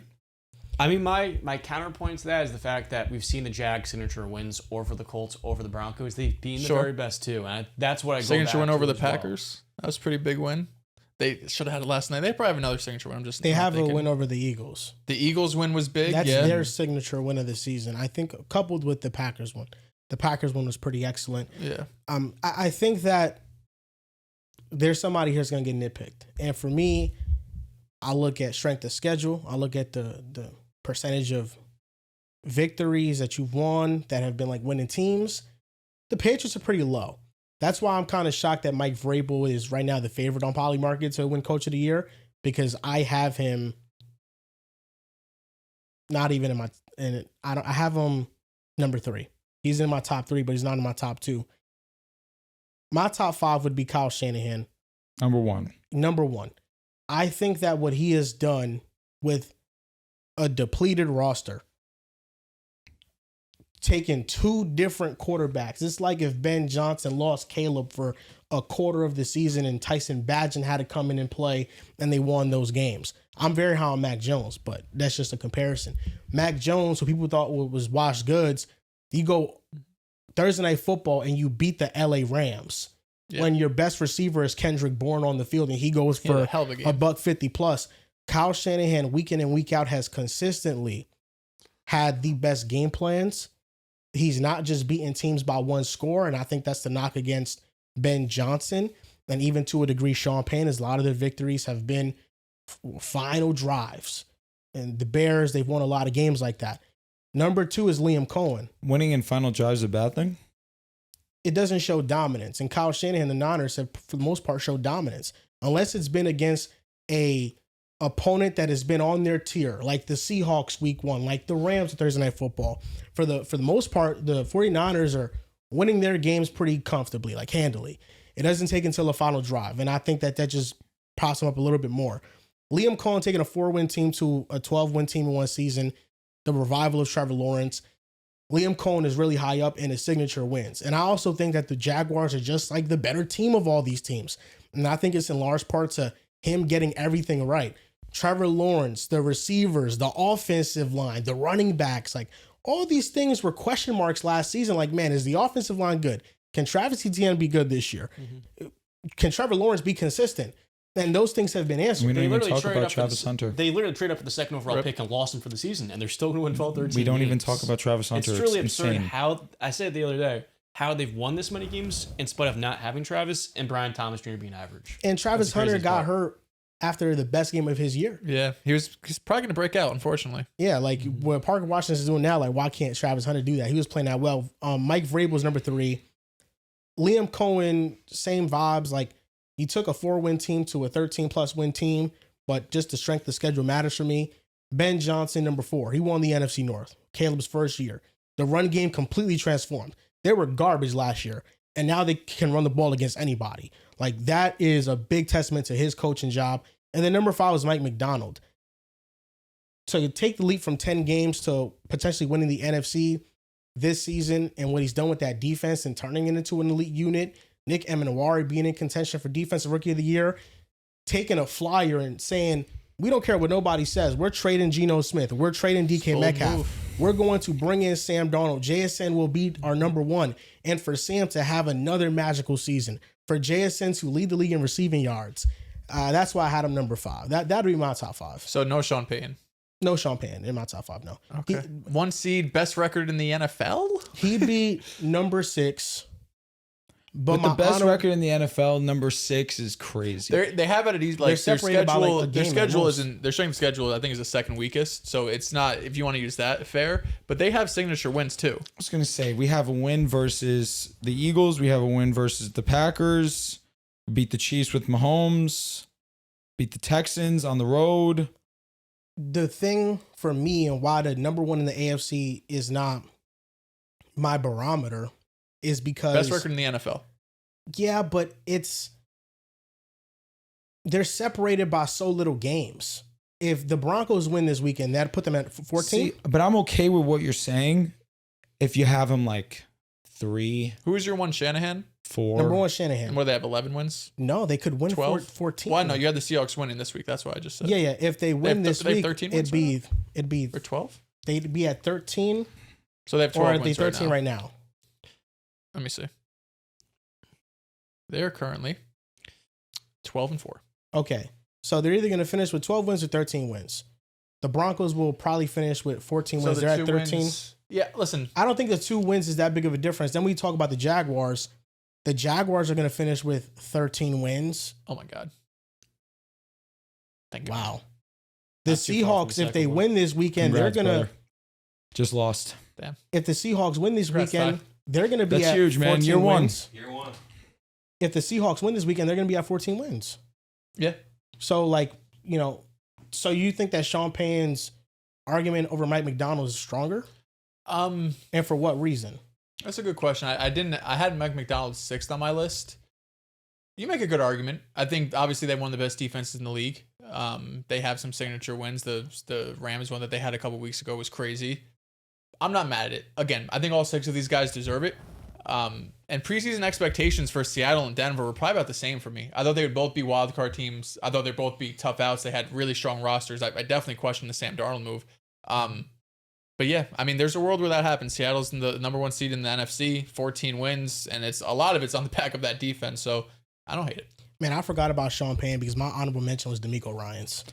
Oh my God. Rallying the ship as well as he did after the I mean, slow start. dude, they started off 0-3. Okay, I get it, but we literally have the best record in football.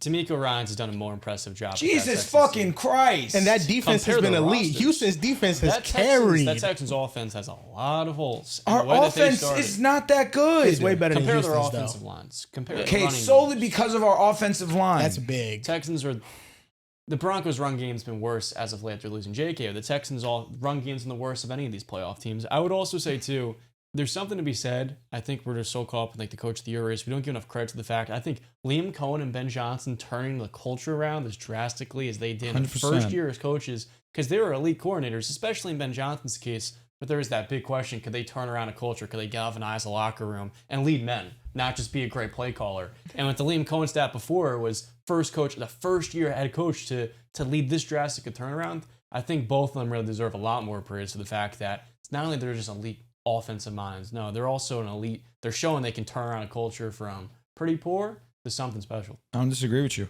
Listen, Ben Johnson would be my coach of the year. The fact that the Bears' expectation were to come in last, to be a team that's going to take a step in the right direction, but because that division was so loaded, nobody had the expectation of them even sniffing second place, let alone winning the division, let alone having an opportunity at one point to be the 1 seed, with now a real legitimate chance to be the 2nd seed in NFC, which is one of the best conferences that we've seen over the last few years.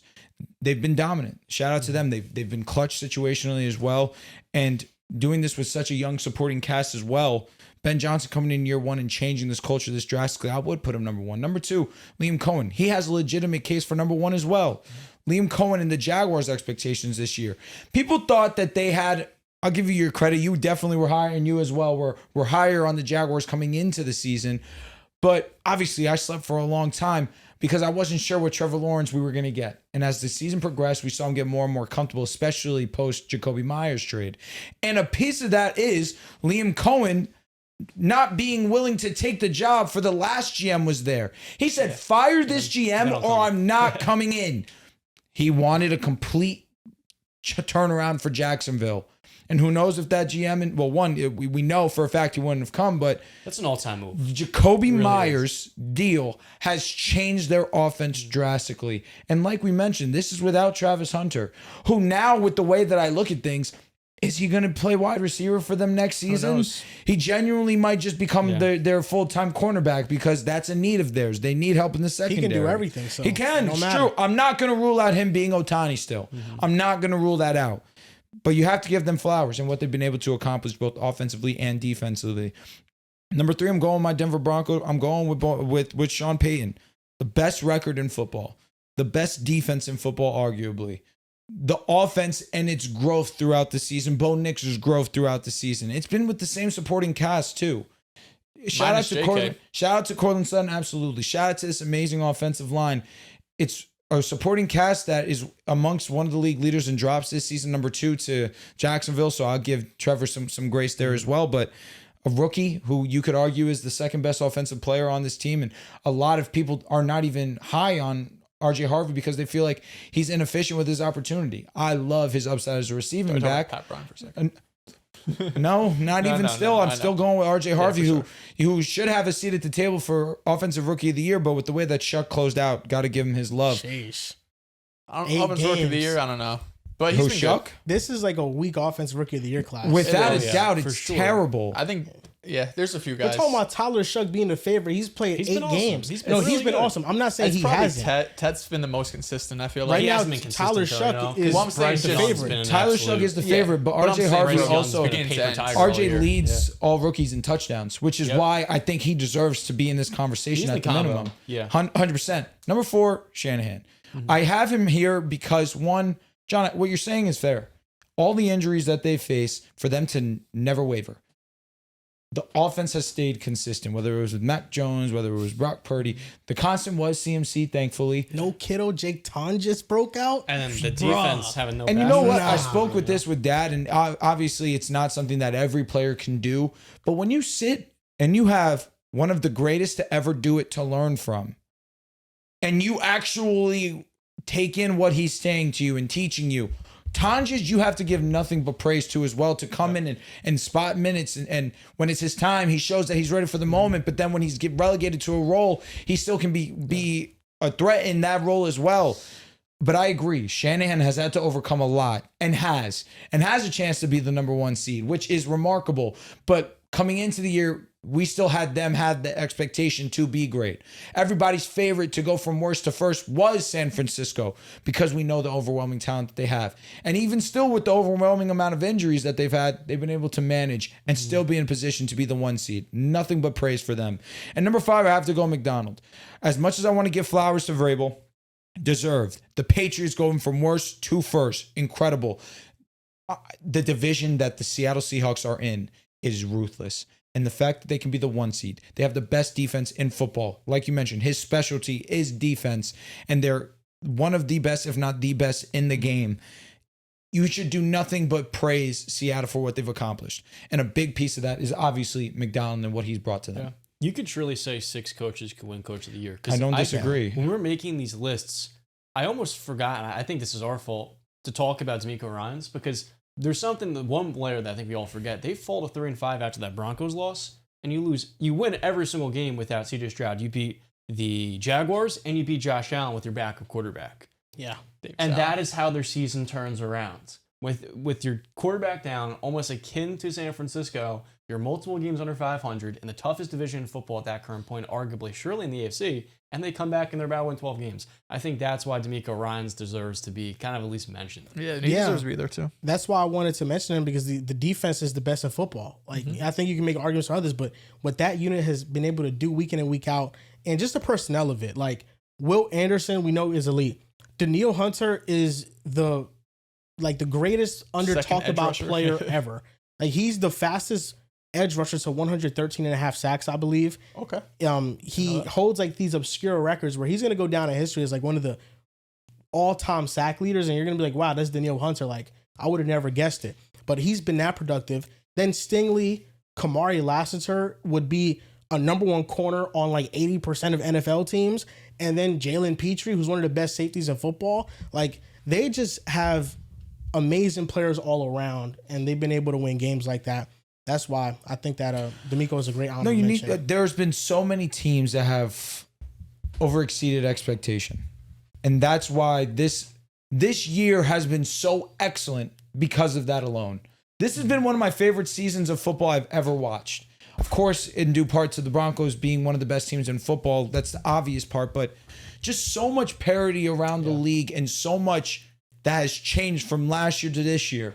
Maybe it's because the top guys aren't the top guys anymore. That's exciting for me as well.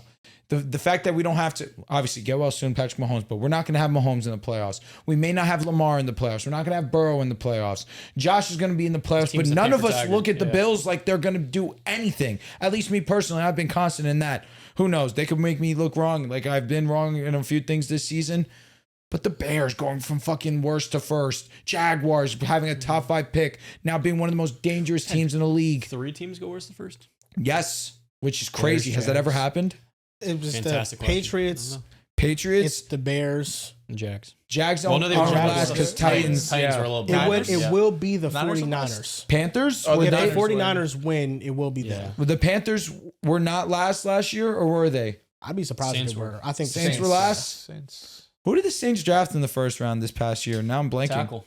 Facts. Yep. Banks, Kelvin right? Yep. Yeah, he's a Kelvin star. Banks. Texas. He is. That's Tyler Shuck's guy, man. But yeah, these all markets could be looked at Poly Market. If you want to partake in a market, you can do that. And you can join them at polymarket.com. And we have our code Pick a Side. You can skip the wait list and start using the app immediately with our code Pick a Side. If you think Kyle Shanahan should win, throw a little sun on that. That's your prediction. And that's who I think is going to win, Kyle Shanahan. If he wins Week 18 against the Seahawks, I think he's stamped. He gets it. I mean, that would be the cherry on top. Honestly, for both coaches. If McDonald gets it done, that could be the cherry for him. So both you guys are going with Shanahan. We're going with Ben.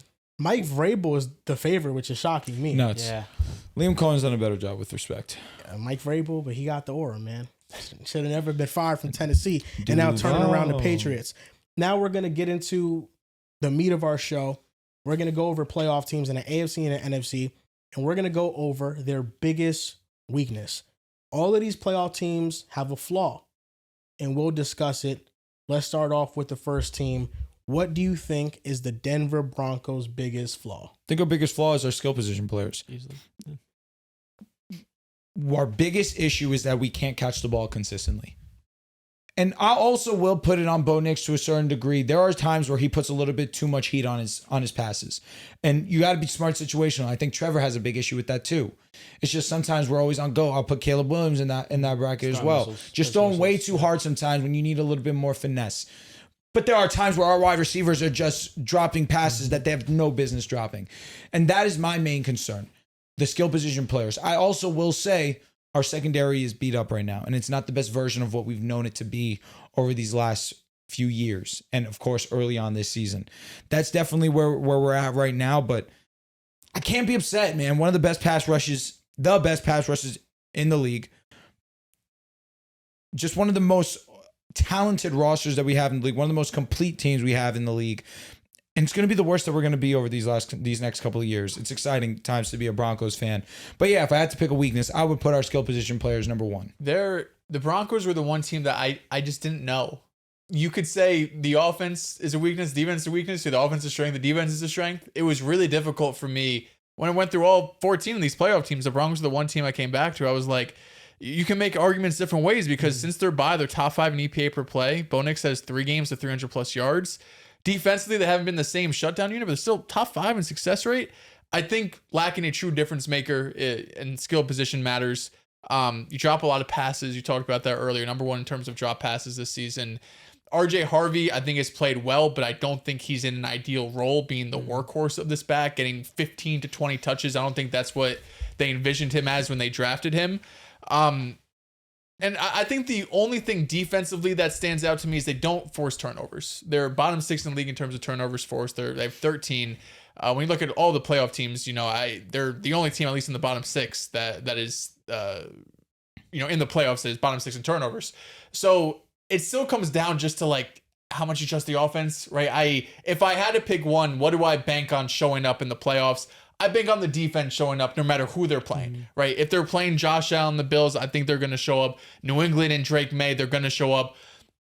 Offensively, I think is where you have more questions. Where if you're going up against a defense that's weak like New England, I'm like, yeah, Bo Nix will go out there and throw for 300 yards and have 3 touchdowns. Like we've seen Bo Nix do that. If you go up against Houston, if you go up against Jacksonville, two defenses that have given him problems this year, that's where you can see the offense spur a bit. So if I had to choose, it would be offensively going up against some top defenses. What does this passing game look like? Is RJ Harvey able to be efficient? And then when it comes down to it, third down, fourth quarter, what receiver are you going to? It's going to be Cortland Sutton most likely. Is he going to be able to win, one-on-one against Lassiter or Derek Stingley? That's the issue. It really is on Troy Franklin, man. Like a lot of the success we want to have is on Troy. Troy is, I don't want to use the word elite because that is strong. It's very strong. He's good. He's a great separator. He is fast. Great at getting open. It's just catch the ball. And I mean, it's your job. And sometimes he's not great at it. He's the taller Dontavian Wicks 2 years ago, you're saying? You know what? I deserve this. For making fun of Dontavian Wicks, I deserve a Troy Franklin. Because he can be so great. He can be legitimately great. He just needs to hang on to the rock. There's a few kind of questions I have with this Bronco team. It's for as I think rock solid as Riley Moss has been, there are weeks where he does struggle at times, and the second half of this pass defense can be had. I think we've seen that over the bye, but I am with Dells in the sense that I think the Broncos, for as well coached as they are offensively, lack that true alpha or difference maker offensively, and it feels like everyone's kind of being catapulted into a role that you would ideally like them to have a smaller kind of responsibility in this offense. So for Denver, I'd go to weapons. I think it's the receiving room. I think it's the run game. And I think it's the secondary outside of Surtain. That's what I think it is. You're not a Riley Moss guy? No. I think he's all right. He's a good rotational corner. Having him tasked with guarding who he has to guard, he's vulnerable. He gets picked at. I understand the argument that he gets targeted because he's opposite of Surtain. People ain't trying Kamari Lassiter like that. If you're one of them ones, you're going to be one of them ones. When I was a Jets fan, Darrelle Revis, Antonio Cromartie, we didn't look at Antonio Cromartie like a liability. We looked at him like, yo, we trust him in coverage. Sauce and DJ Reed. He could hold up against anybody. Riley Moss is not like that. I think that's their weakness. And then they have their other corners, Jahdae Barron, Jaquan McMillan, who they could be up and down. The receiving room, they're second in drops. That hurts. And then RJ Harvey's averaging 3.9 yards per carry. So my worry with the Broncos is that they're not going to be able to play complementary football, and they could fall behind on drops, being able to not run the ball. So then they're in longer third down situations. But they're a rock solid team. I think that even most of these weaknesses would be strengths for other teams. Yeah, like I don't think that it's just their weakness, but it's not a glaring weakness for them. I don't disagree. Next team up, the Patriots. And for me, it was easily the receiving room and then the pass rush. I think they can get pressure on the interior with Milton Williams and Christian Barmore, but those edge rushers, Harold Landry Jr. has been better, but he can't get consistent pressure, and K'Lavon Chaisson is opposite of him. So those are the two spots that I'm worried about on the defense, but their coverage is great. They got a great tackling linebacker. Drake May has been elite. Travion Henderson, we know, is a star. The weapons, maybe in the playoffs, they prove that they're better than we think they are because Stephon Diggs has been reliable. Hunter Henry, solid. And then Kayshon Boutte can make a play down the field. Kyle Williams is getting more involved now.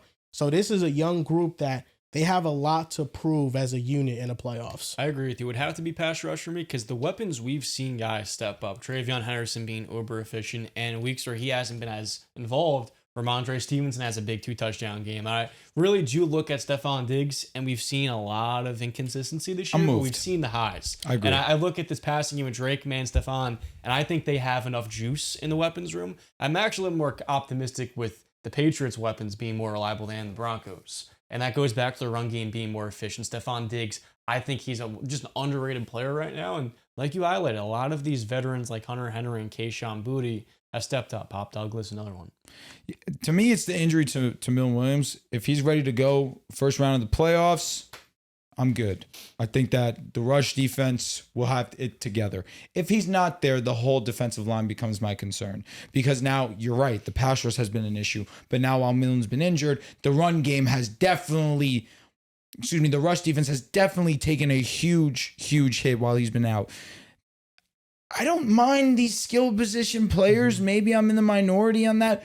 Stephon Diggs is reliable. You know that. The combination between Ramondre and Travion has been excellent. Drake May, you know what he's going to give you. Hunter Henry has been very, very solid and consistent for them as well. Kayshon Boutte banged up a little bit, but he's been a solid, reliable deep threat for Drake May as well. To me, it's this line as a whole for them on the defensive side of the ball, whether it's getting after the quarterback or stopping the run. That's their main concern. Yeah, I think what you guys said is basically in line with what I'm thinking. Defensively, Drew's right. If you don't have Milton Williams, it becomes everything. If you have Milton Williams, at least you feel good about the rush defense. But still defensively, it's a team that doesn't stack the quarterback. They don't force turnovers. They've been the worst red zone defense in the NFL, 32nd, and they're below average on third down. So just defensively as a whole, like they can't really stop anyone. This is going up against a really easy schedule, one of the easiest schedules we've seen in recent memory. So when you're going up against, offenses that have star quarterbacks or great play callers in the playoffs, what's it going to look like? It's a defense that struggled all season long. I don't think it's going to get better overnight. So defensively, I think they're going to have a hard time no matter who they play. Next team up, the Jacksonville Jaguars. A team very difficult to find a true glaring weakness for. Yeah. The secondary, I guess, is the one thing that you could say. And that's kind of been the one thing consistently. The rush defense has been excellent all season long. It has been. Oh. But if there's one thing that the Rams are going to fuck around and win this game. That's hilarious. But the Jaguars on offense, I kind of look at right now without a single hole. Their run game has been really strong. Their passing game has been strong. Their run game has been really strong, not just because of ETN. Trevor Lawrence has been a huge part of that, especially in the red zone area. I think he has three or four rushing touchdowns in the last 2 weeks. He's made that a huge part of his game, and he's been excellent in that regard. He's been accurate. He's been fantastic. Nothing negative to say about the offense. If I had to nitpick, I'd say the secondary is the one thing. And it does make me think, like I stated earlier, if Travis Hunter were to inevitably come back next year, if he were to play a position more, I see him leaning towards the secondary in that corner position because that's their one need that they really should clean up. And it will be a game changer immediately. Yeah, I'm with Drew. I think it's the secondary. I think it's the pass defense. They're 14th in dropback success rate this year defensively, 11th most passing yards per game allowed. But they're like Denver, where they're a pretty complete team. So finding holes it could still be difficult. Liam Cohen, first time head coach, what does it look like in a playoff game? I think Trevor Lawrence, for the most part, has shut a lot of people 90% up, saying like, no, this is who Trevor Lawrence is. This is what he's going to play like. But I think people will have just questions about him naturally. But they're a really complete team. Like it's not a fluke that they went into Denver and won by multiple scores, right? This is a team that all season long, beginning to end, has had impressive wins. We look at the KC game beginning of the year. Of course they had the brutal game against Houston, but ever since then they were able to bounce back and they've been dominant. So it's hard to find a real weakness with this team. Them and Denver to me feel like the two most complete teams in the AFC. It would just be, their pass defense isn't elite. That's really the only thing. Yeah, you really have to nitpick. Maybe it's you don't think the run game is efficient, but in most of these games where it's not, they're usually blowing these teams out typically. But I'd have to go back to outside corner. That'd probably be my biggest gripe. This is a team that I am the most enamored with in the AFC right now, that I want to go all in on, because I think the Jaguars, they don't lack anything. I trust their quarterback. I trust their coach. I trust their defense. I trust their players. There's a spark to them right now. But then there's the other side of me telling me it's Jacksonville. And things don't usually good happen in Jacksonville, but this could be the turning point of their team. I'm feeling something in the air. I think it's the secondary. I'm in alignment with you guys. But when I look into what they've been doing, Jordan Lewis is now out for the season. It's unfortunate. That really hurts. And it hurts because now Greg Newsome has to play more. And Greg Newsome has not been that good with the Jaguars. Right now, their two boundary corners, Monteric Brown and Jerrion Jones, they have played outstanding. Jerrion Jones, I remember last year watching his film when they were like a 4-win team, and he has some good reps on film. And this year, in a more opportunity, he's the guy that made the interception on Bo Nix on 4th down. Like, he makes plays, and he's aggressive. He's a physical corner, and I think they have enough outside. Like, I don't view those two as Carrington Valentine and Keyshawn Nixon. Like, I don't trust the Packers corners. The Broncos corners, even with the injuries, I trust them. Jordan Lewis, that loss hurts. But I think this is all around a good, really solid team. Like, their safeties, even Antonio Johnson, who was like a journeyman, turned into an elite player this year.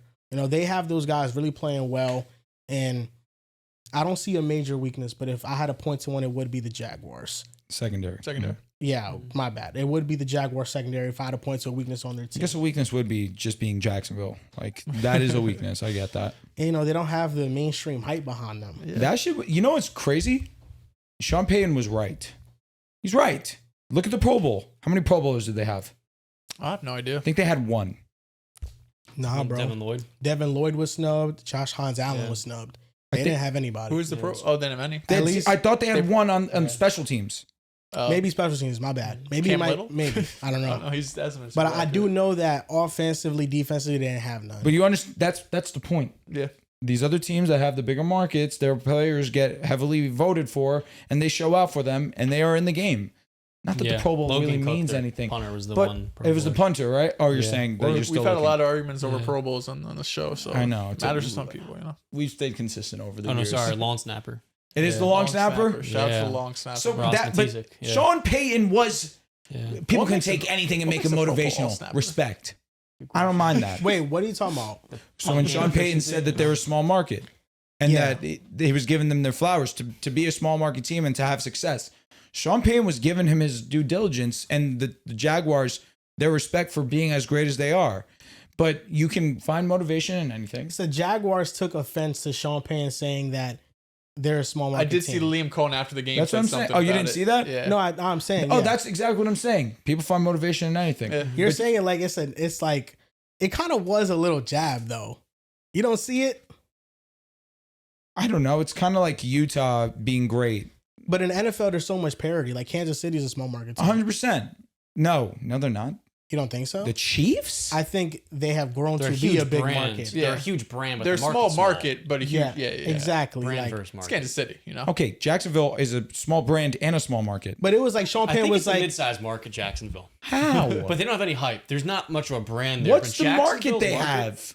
In terms of like the city, like the metropolis, down like the population, I think it's like a medium-sized NFL market. bro. Sean Payton Maybe was a little like, smaller. Sean Payton was like, they're good for a small market team. That's not what he said. That's what he said. I don't That's think he not said what he that. said. They're good for a I small think that's market what the team. coaches and Liam Cohen said. This is what Hell fucking yeah, said. that's what they And said. that's what I'm saying. Hell yeah, I that's what they said. respect the fuck out of them for turning it and making it motivational.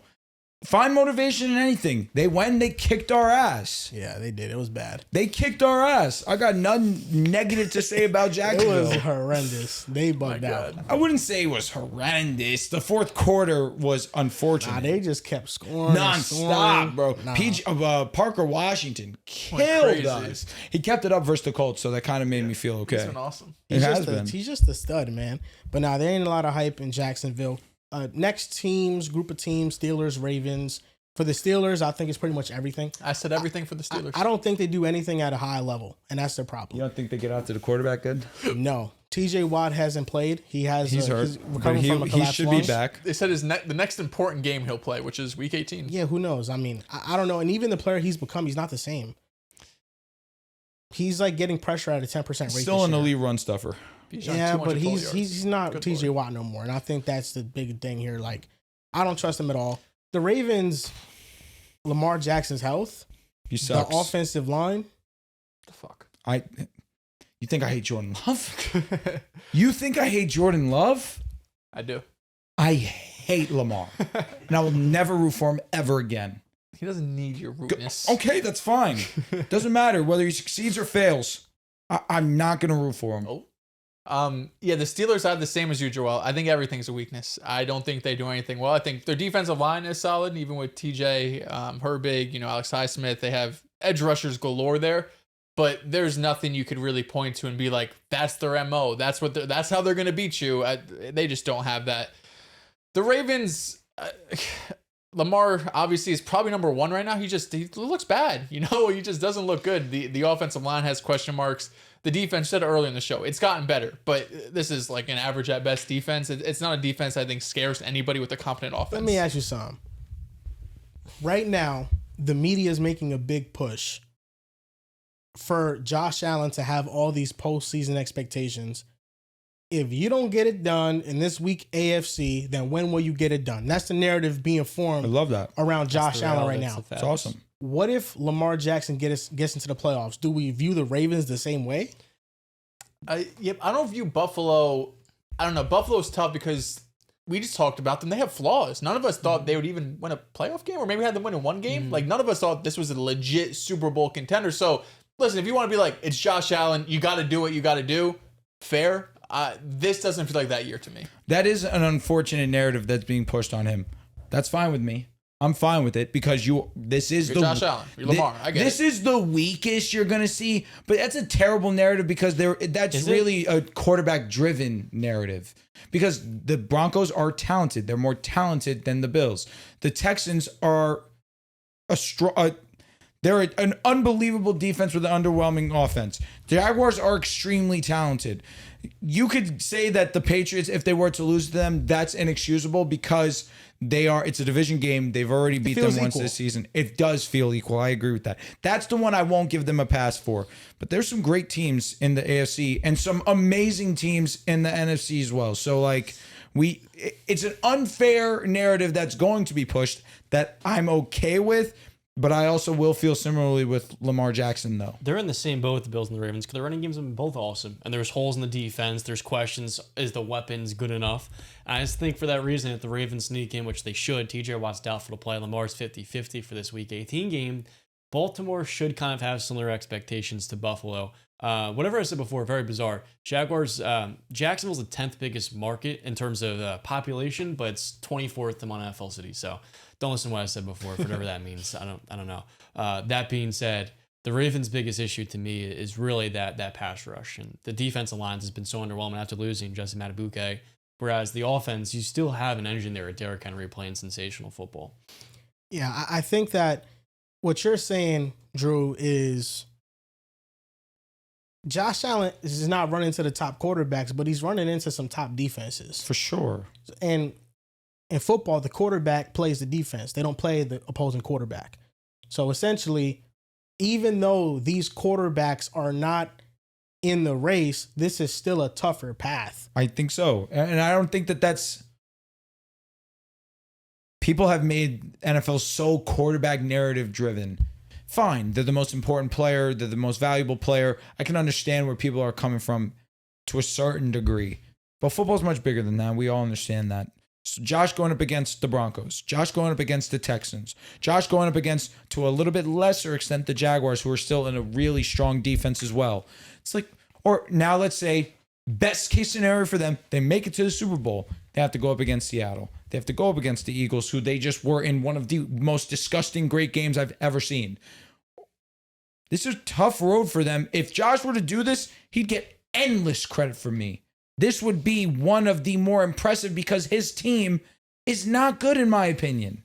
I was looking up some Josh Allen numbers earlier today.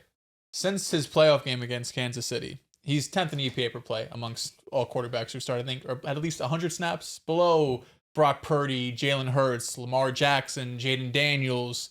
Like, I've said this before about Josh Allen. He's a great quarterback. That game against the Chiefs puts him in God talks in the playoffs that simply he hasn't been in the last 3 years. So I know everyone loves Josh Allen, says once he's the playoffs come on, he's a god. That's the guy. He hasn't been that guy. And this Bills team is the weakest Bills team that he's probably had in the last few years. So my expectations for Buffalo isn't going to the Super Bowl. That's why if they lose in the first or second round, it's not going to be a knock on Josh Allen. Yeah, I mean, this team has so many holes. You're allowing the fourth most rushing yards per game. I think second yards allowed. And then you don't have a number one receiver. And I think that's only exacerbated this season as defenses have kind of picked up on their tendencies. And I don't think the offensive play calling has been good enough to circumvent that deficiency in the passing game. I would say Josh Allen, when he's needed to in these higher scoring playoff games, is when he's risen to the occasion. Whereas when the game script, it's been a lower scoring game, the weather hasn't been good, he's done more than enough by not turning over the football and then making timely plays with his legs. So I understand your skepticism there, or your kind of doubt with the Josh Allen we've seen the last 2 years. I've never walked away from a Josh last year Allen versus the playoff Chiefs, game. he was good. He was underwhelming. I mean, he had a pass rating over 100. And what happened the last drive? He didn't even get a fucking, what did he get, 7 What do you yards? mean? It was in Dawson Kincaid's hands. We keep talking about this. Listen, Dels, you know I'm with you in that. You know I'm with you in that. You're just ignoring but the overall this game, dude just gets praised like a god in the playoffs. Here's the thing. In the aggregate, he's been a incredible, almost legendary playoff performer. For someone that's not a Super Bowl, Absolutely. Sure, but in the last, literally, since that Chiefs game that they changed the rules for him for, He's 10th in EPA per play. Like he is that all you're measuring the game by? No, but I think that's the stat that we use consistently here to measure quarterback play. You can put yourself in a hole. I use EPA, but accordingly, sparingly.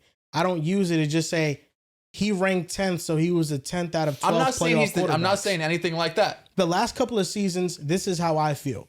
There have been very few moments where I have been left wanting more from Josh Allen. But how many games did you leave saying, holy shit, Josh Allen just did that? The Chiefs game you wanted more. Like, to a certain degree, yes. he was good. I'm not saying he was bad. More. He had 100 yards. All right, stop. You're reaching. This is what I say. They were in cruise control. There's two Chiefs until they games. weren't. That was a game that they were in went cruise to the control last that was seconds. in Lamar's hands. I know, but we're acting like he was up by 30 points like it was Jalen Hurts versus the Giants. That was a game to the last seconds. It was. What are you talking about now? He's saying I'm the talking game about Bills versus the game Ravens. against the Ravens. You wanted more from Josh Allen. If Josh Allen has a Josh Allen game, you win by 2 touchdowns. Like, he had 140 total yards. In a game like that, though, was that all he had to do was defense, just take care of the ball. It was a great defense last year. You're Josh fucking Allen.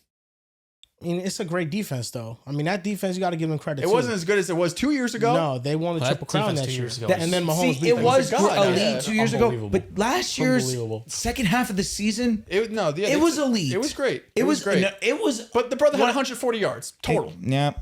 Like, I'm sorry, dude. You're Josh Allen. Like, we're not sitting up here like, no disrespect. It's not fucking Bo Nix. It's Josh Allen. Why? It's not Trevor Lawrence. It's not Caleb Williams. It's Josh Allen. Thank you. So, yes, I want more than 140 yards from him. He won the game. Job done. I get it. You asked me when I want more. How many quarterbacks in the last 4 years have been a better playoff performer than Josh Allen? The numbers say Lamar Jackson. That's a lie, though. We know that. We know he's not had bad games. He's had great games. No, he's had I flat out terrible I thought the games. game versus the Bills was objectively a good game by him. Yes, His it turnovers was. also set them back in the first half. See, but the one turnover set him back. The one turnover led to points.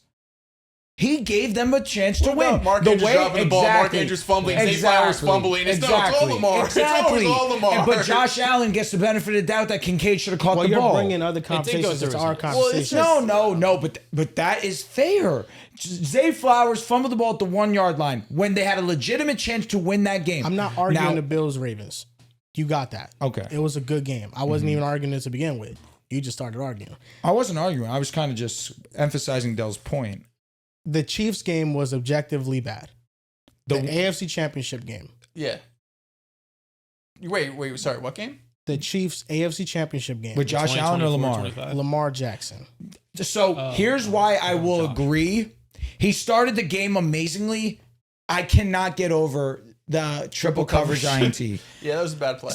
The score was 17-7, by the way. My mind remembers it as a 1-score game. Yeah, they would have made a field goal. It was a 2-score game still. For sure. It just ended the game, though. And don't get me wrong. There were plays in that game that happened, like Zay Flowers fumble. And that would have tied the game at that point in time. There were things that went against him. But objectively, that was not I did not think that was an impressive game by him by any means. But I don't think that was impressive. Mahomes' game, to be fair to him. No. I thought that it was a defensive fight. Absolutely. All I'm saying is, you said it like, and I think maybe John, you said it. I'm just saying, bro, Josh Allen, to me, there have been maybe 2 times I've been left wanting more. The game versus the Bengals, without a shadow of a doubt. The Bengals game was a shortcoming. Yeah. Against the Chiefs, where he was amazing, but he just didn't hit Gabe Davis when Chris Jones kind of nudged him out of position. He wasn't that amazing. He threw for under 200 yards, under 90 passer rating. Me watching the game, I felt like he played awesome. I really didn't have any complaints. You're right. The pass where he rushed it because Chris Jones, that's a moment that you got to hit on. Game managed a lot of these playoffs. That game ended because of the missed field goal. The missed field goal by Tyler Bass ended the game because they would have tied it 27-27. Yeah. And it was pretty much, it should have been an easy kick. So a lot of Josh Allen's losses have really come down to the final seconds and a field goal kicker not making a kick, or defense letting up a field goal in 13 seconds, or Dalton Kincaid not making a catch, albeit difficult. What about Mark Andrews dropping the 2-point conversion? Yes, that all matters. I'm not saying it doesn't matter, but it is facts. To be fair to Joel, I get where you're going. The first thing you said when I said Lamar Jackson, you said, no, it's not. And I was like, but he's not making it a Lamar versus Josh. That wasn't what he was doing. Well, that's how it originally started. Yeah, but Joel's point is not more so Lamar versus Josh. It's My more whole so point that is that Josh is good in the playoffs. I'm not saying he's bad in the playoffs. I'm saying he has been labeled a god And we have not gotten a Josh Allen God performance in 4 years. To be fair, how many playoff demons For sure. are there in the league They're right like now? Mahomes, It's Mahomes, Jalen Hurts, Stafford, Jalen Hurts. That's the end of the list. For sure. But Wait, so where does- Josh Allen gets put in that conversation. See, but I mean, there are moments where he is. For sure. 4 years ago. There's no. All right, you could say By the 4 years way, ago. That's Last his year best he was game, good. but he was Yes. he's always been great in the playoffs, bro. He had the game versus the Steelers where he was utterly absurd in 2023. That was 2 years ago. Yeah, I mean, Lamar There's had an nothing we utterly could do absurd that game bad. against We don't- Houston. but He was great yeah. against the Steelers. I was gonna say we do it with Lamar. We have to do it with Josh. We judge you based off you going up against, which I agree is not the best case to do this. But when you go up against the upper echelon quarterbacks, when he went up against Burrow, he got wildly outperformed. When he goes up against Mahomes, every single time Mahomes outduels him and wins the game. When he goes up against Lamar, that's simply the only time he comes out victorious. Whether you want to say he was worse or not, I think Lamar was better than Josh objectively in the game versus Buffalo the last time they met up. I do believe that. But the few times before, definitely the time before that, Josh outperformed him. Lamar was horrendous. Yeah. He was terrible. the first in that time game. they played. First time they played. So, objectively, I think Josh Allen is a great playoff performer. I do believe that, Joel. But I think he's a great player performer too. It's I just, I was looking at the agree. numbers, I was like, that's surprising. but Purdy's playoffs over there, naturally, unless you're Mahomes, Mahomes was number 1 in EPA per play before the Eagles game, and that dropped him down to like 11th. God damn. Wait, looking at what, just last year you're saying? Yeah. Oh yeah, I was looking the at a playoff run. 4-year sample. Yeah, but I'm just saying I just feel like I don't look at Josh Allen and I say that is the 10th best quarterback in the playoffs over neither the do last I. 4 years. I'm not saying that either. Okay, so if you're not saying that, you're using a number to say that. No, So in your opinion, no. He's saying No, let me that finish, let me he's finish. using that number to drop him in the tier of I'm elite just saying, like, to So Yeah, hold great. on. Fine. This is where I'm getting to. Without looking at the numbers, just from what you think, what quarterbacks in the playoffs do you think perform the best if you had to rank them? I would have Mahomes, I would have Stafford, I would have Jalen Hurts. Over Josh Allen. Yeah. Jalen Hurts in the playoffs objectively. Jalen Hurts has good games, but he has terrible games that get forgotten about wasn't because for his team Great wins. to the NFC Championship game last year's. He was, but No, he was great in an NFC Championship game and a Super Bowl. Like, The in a Rams wild game was card, obvious in a not divisional himself. round. Listen, if you he want to was- he say, did not I get play it, well. because especially the So regular in the season, playoffs, Jalen you'd Hurts rather is saying, have Jalen Hurts over Josh well, Allen. you're asking me who's been better, and Jalen Hurts has been No, I'm better saying objectively. who you think is the best quarterback? Well, You I trust think him most in the I think playoffs. Josh Allen's a better quarterback, so I'm expecting Josh Allen to perform better in the playoffs. Okay, but he here- hasn't here in the is last the- few years here been is- better. Here It's is two different arguments. Here is Dell's standard for a quarterback in his last 4 postseasons. These are the numbers. Completing 68% of his passes, 20 touchdowns to 3 interceptions, with a passer rating of 109.8 and 253 passing yards per game. getting and hyped up we're by not- a couple games. And we're not even looking at his rushing success, which he adds 6 more touchdowns and he adds 48 more yards per game. Over a 4-year sample size, Josh Allen is averaging 300 yards per game in the playoffs with a clearer 100 passer rating. And he has 25 touchdowns to 3 interceptions.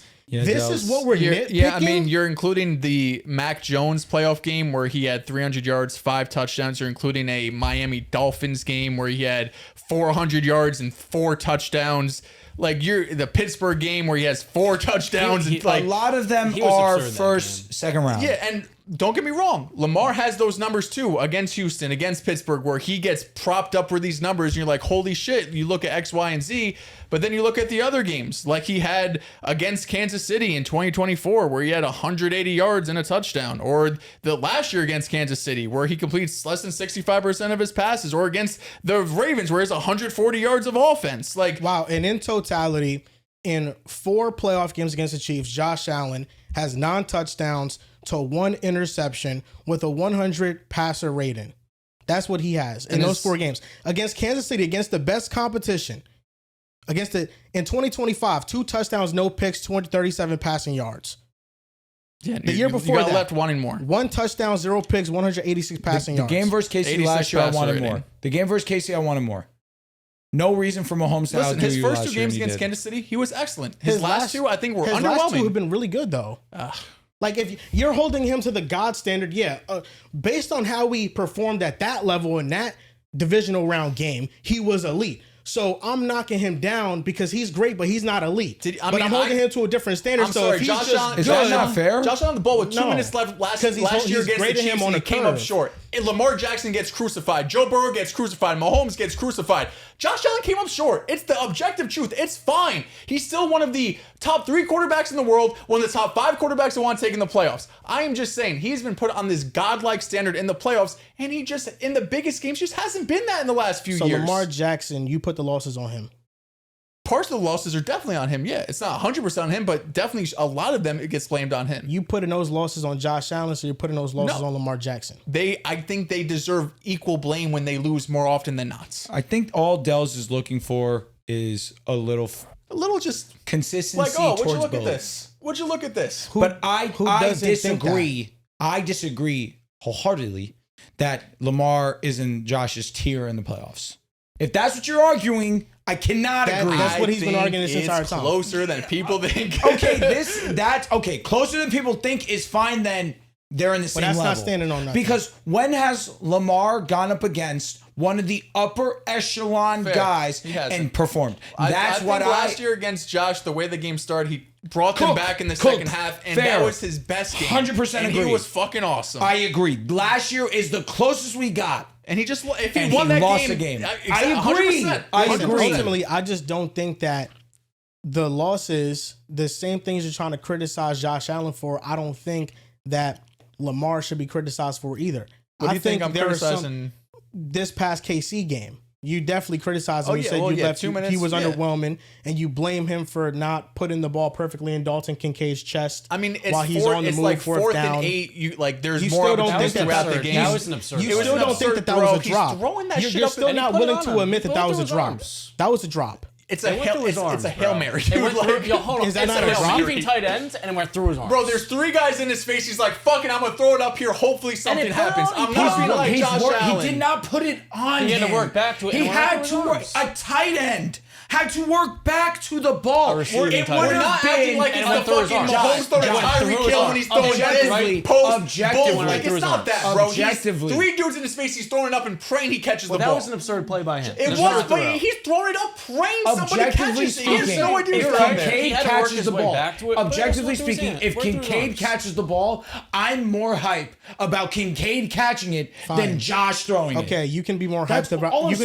saying. It would have been a fucking You insane can catch. You can be more hyped about the play. There are players that are not elite players that make great catches in big moments was all a the time. tough-ass David Tyree catch. made the toughest catch in Okay, NFL history.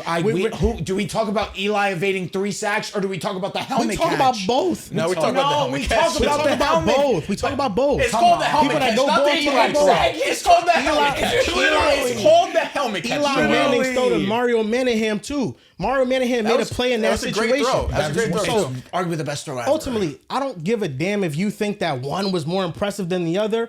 Do you think that one that was an absurd throw by Josh? Was that an amazing play by Amazing Josh play, Allen? yeah. Of course, but So it's- you're trying to minimize it, calling it a prayer. Oh, he It just was prayed a to God, dude. But it's an there's- incredible play He's by on Josh. his The back prayer- foot. There's Chiefs running at him, and he's throwing the ball up in the air with 4 guys around Fine. there. Was Eli's Fine. not a prayer? It was a prayer. Okay, and he dropped it in the perfect spot. No, He could have overthrew not the it. Manningham. That's a dime. The Tyree was a Yeah, miracle. I'm It's just- a literal it's a miracle. prayer, Like, dude. please Like, God, they catch the ball, execute and they get Tyree. it done, but it's a prayer at the end of the day. But that prayer landed in touchdown. the player's hands. Yes, So was it a drop or was it not? Oh my it's God. a prayer.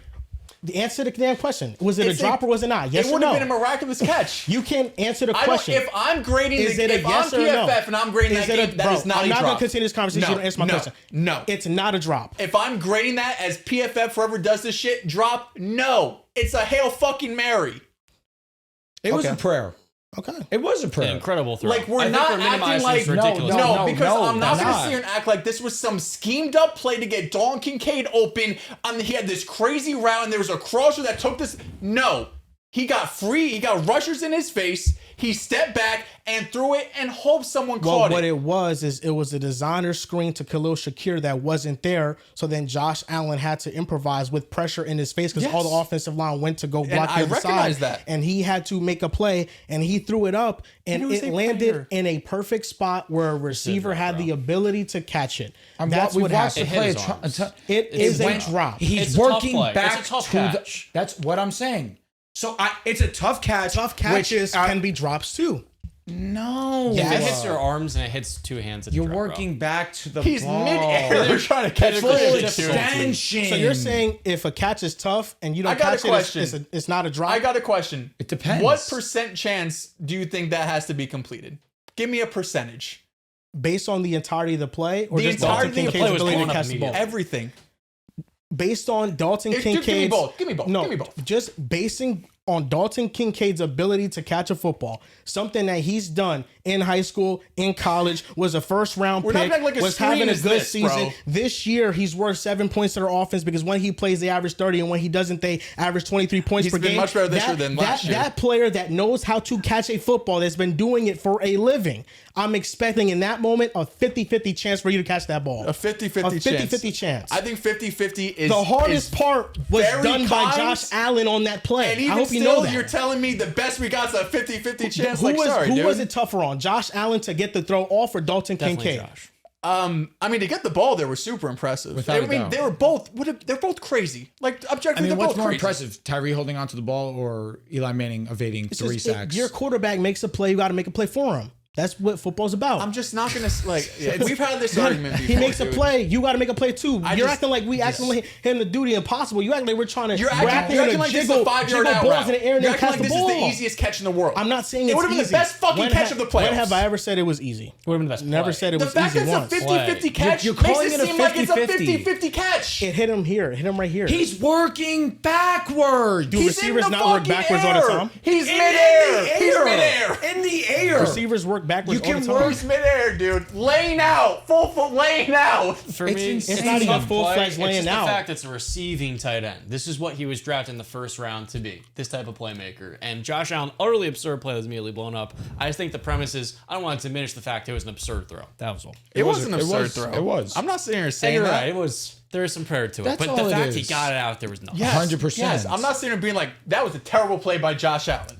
No, the terrible plays were the plays before that. Zing. Yeah, but I'm looking like the way you're describing a catch is if his fingertips are here and the ball hits him here. When you look at the picture, he quite literally has the ball cuffed. Like that is the motion people make when they catch a ball and brace for contact. How many times do we see in the NFL when you catch the ball like this, it goes right through and hit the ground? We see it every fucking Right, week. and listen, he dropped the ball. It's fine. You know, I'm not. You're the one saying that it wasn't a drop. You know, No. tough catches can be drops. I've seen drops not get graded as drops. Because that is not catch. like if you're grading also on PFF and you know you don't want to count it as a drop, would you count that as an uncatchable throw? I don't know what the other options are, truthfully. Is it a catchable or an uncatchable throw?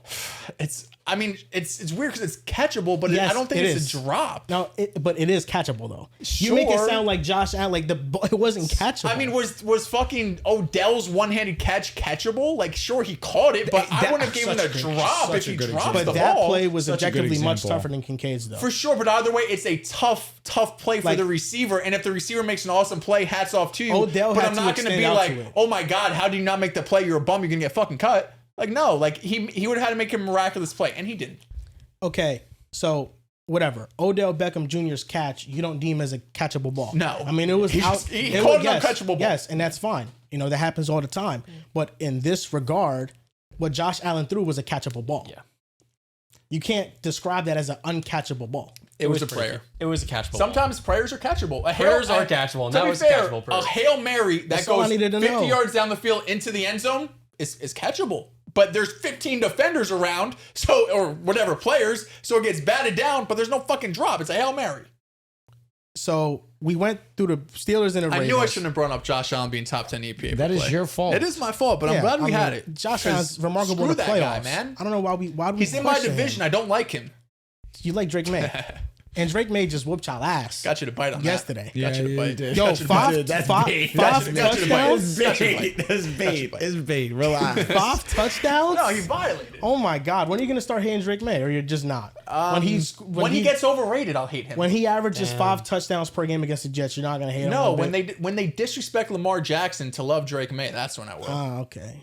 All right. So the next team, the Houston Texans, I think their weakness is pretty simple. The offensive line. Simple. Yeah. And I feel like the Texans and the Chargers are grouped into this both. Exactly. Offensive line issues, but Texans defense is better, so they can punch above their weight a little bit more, I guess. But yeah, both teams offensive lines. And the last team, the Buffalo Bills. I just put their receivers. The run defense. I think it's kind of multiple issues. Run defense, defensive line, and then They allowing the 4th most rushing yards per game while being like a good winning team is a little scary. Usually, like the Jets, for example, you're just losing every game. Teams are going to run you. I get that. To be 11-5 and the 4th most rushing yards per game, it's impressive. 8 of the 10 teams in bottom 10 in terms of rushing yards per game aren't playoff teams. So that shows like when you're winning, you're usually not allowing this to happen. They've allowed 160 plus rushing yards in half of the games, or nearly half the games this season. Allowed the most rushing touchdowns. They did a good job yesterday against Philly. So if you were like, oh, step in the right direction, but I mean, weird weather, just an ugly game overall. Yeah, you could run all over them. No, it's obvious. The rush defense is not good, but their weapons are weak. If Kincaid's not playing, this isn't a real receiving forces core. them to play with 1 tight on the field and 3 receivers. And he's been hurt for a majority of the games, season. Yeah. So when you don't have him, Josh is really scrambling out there, and it's James Cook and him. That's the offense. And if James Cook has a rough weekend like we just saw versus the Eagles, this offense is not going to have anything going. I feel like the Bills were all playing 12 personnel a lot, and if you don't have Kincaid, you can't do that. You know? Let me give some credit to Brandon Cooks this past week. He was awesome. Another receiver that I'm blanking off the top of my head. Shavers. Yo, what a fucking catch. That's the reason why Keon Coleman's been a healthy scratch, because he's been their dude outside. I mean, Keon Coleman never had good separation scores. He got drafted off of talent. That was a bold pick by them. Florida State, right? Yeah, now he's not panning out at all, but maybe he figures it out. The Cam Newton meme is birthed from that. Which one? Have you seen it? No. The I love cookies. And then the premise of it was basically saying like, yo, these NFL teams, they're not going to be impatient with you. You know, you young, you here, you coming into the press conference, you say, I love cookies, you're doing your dance. And he was like, boy, they don't play that no more. You better start doing your job. You're supposed to be our number 1. I mean, you're a healthy scratch. Yo, you're doing a good Cam Newton. That was good. Yo, yeah, but that's what he says. And Keon Coleman is the reason why that meme exists. So when a player underperforms, like I've seen that meme done for Lad McConkey, for Roma Dunze, for you name it. It was just a trend on the internet for like a week and a half, bro. It's funny. That's hilarious. But nah, Keon Coleman, he doesn't play. Their ability to go on a run is entirely dependent based on if Dalton Kincaid is healthy or not. If he's healthy, I think they can do it. They have the enough offensive firepower to do it. They have a receiving option that Josh Allen can consistently go to that takes a part of a field away and opens up for other players. So that's what I think is dependent on. But this team, outside of Kincaid, who can really win, they don't have that. And that's their biggest liability heading into these NFL playoffs. For sure. Now we're going to get on to every single NFC team's biggest flaw. Starting off with the Seattle Seahawks. Biggest flaw is their quarterback. No, I'm just trolling. I'm trolling. It's going to be that wide receiver 2, though. That wide receiver 2, opposite side of JSN, is my genuine concern for them. In a game this past week versus Carolina, it was one of the better performances that we've seen versus JSN, but we've kind of been seeing that recently. Shout out to the Rams. They did a great job of limiting him in the first half in their matchup 2 weeks ago. But then then in the second half, JSN erupted and was able to end up with an amazing game and a touchdown that ended up leading to them walking off. But this game versus Carolina, it was a great game plan by... Whoa, fuck, man. Jesus. Yo, Stafford with a ball and a half. I'm sorry. Nevertheless, thank God he didn't catch it. They would have had no time. True. But it's a matter of when you go up against those teams that have a legitimate secondary, that have that legitimate cornerback one, that do a great job of matching up against Jason, although not many. What is your wide receiver 2 going to do? And that's the real question for me. Also, the run game, how inconsistent it has been. Yeah. Whether Kenny or Charbonnet, who Charbonnet had himself a really strong matchup this past week. When you go up against a strong rush defense, I cannot trust Kenny. I cannot trust Charbonnet. So it's really their skill position players minus JSN, minus AJ Barner, who's been a really solid option for them. Yeah, it's Sam and it's the run game. The offensive line sneaky has graded out really well this year. You heard that? It's been You heard that? It's been top 10 Sam. for PFF. It's, Nice, bro. Fuck yeah, bro. It's top 13. Didn't say in, Bo Nix. He said Sam fucking Darnold. The offense I'm for being moved. the offense for the Broncos. Doesn't take much for me. Either way, the Seattle offensive line's graded out sneaky well. Top 10 for PFF, top 13 pass block and run block win rate this season. There was a big question mark coming in, but I think they definitely punched above their weight class in terms of expectations. But Sam had the great game against the Rams. He deserves all the credit in the world. I don't know if I could just be like, that's it. He's got it. We got no more questions about Sam Darnold in big moments anymore against top defenses. But yeah, I think that's a real concern. Is he has that great game, but I think when you look back previously, of course, last year it didn't work out great for Sam. But he's been great this year. So I'm not expecting a blow up performance from him. That's just, I think, the one place you could pinpoint being like, that's, when you go up against the Rams, Stafford we know shows up. Jalen Hurts and the Eagles, more often than not, has been showing up the last few years. So it's that, and then the run game with Kenneth Walker and Charbonnet it could be really hit or miss. They could have these blow up games. Kenneth Walker could have these explosive plays. But then there's other moments where it's just really consistent. That's insane. No! Dude! Oh my fucking goodness! He didn't get it. No, that's got to be. No, a catch. that's a fucking catch! Gotta be He a got catch. it. He got it. What the He fuck? maintains control of the wall. It's a catch. Oh my god! That is one of Dude, he's the... Is he the best? That's some Antonio Brown shit right there, Drew. Is he the best? Oh That's my insane. god!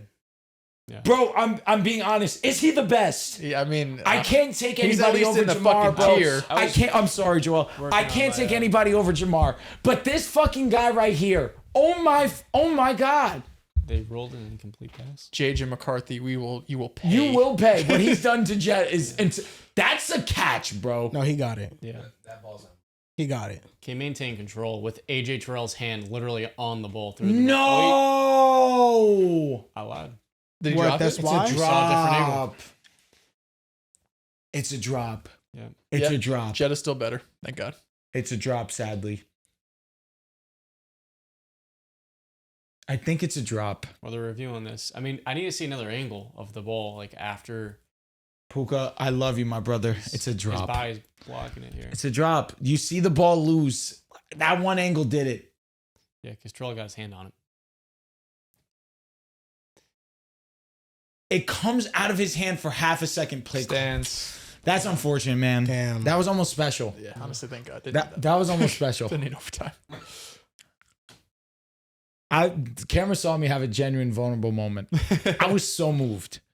That was absurd. Oh my god. Getting both feet in bounds. It's just unfortunate because he didn't have his feet in No. bounds once he regained Yeah, control yeah, it's after true. he was hit out. It's That was true. an amazing play by AJ Terrell. Agreed. Knocking that out. Agreed. It's a game-saving play. With Seattle, their biggest weakness to me, it comes down to the consistency of the run game. I'm not moved by this most recent game by Zach Charbonnet. I'm sorry. I need to see this run game be a little more consistent because that's what opens up everything for Sam Darnold. I think asking Sam Darnold, and JSN's been sensational this year, obviously. He's the offensive player of the year.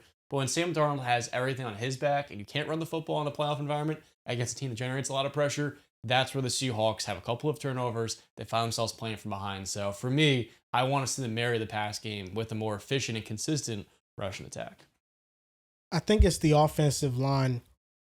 I think it's still a weakness. I don't look at that unit and I think it's one of the better units in football. I think a big reason why they can't run the ball is the inconsistent offensive line. I think they are not able to really handle pressure, and that's where Sam Darnold's at his weakness. This is a problem within the Shanahan coach trees is that they don't allow their quarterbacks to set protections. Protections are set based on the play call, and some defenses find a tendency in it, so they're able to easily game plan for how they can generate those pressures. And we see that a lot with Shanahan coordinator trees like Bobby Slowick in Houston and Clint Kubiak. This is his moment to prove it, but in a lot of games where teams have sent a lot of pressure on Sam Darnold, they really haven't been able to handle it all that well. And when Sam Darnold is pressured, He has 10 touchdowns to 8 interceptions, but 10 big time throws to 10 turnover worthy plays. So he's hit or miss under pressure. So they have to keep him protected. But outside of that, this entire team is complete. They have an elite receiver. They have an elite defense that can really keep games low scoring.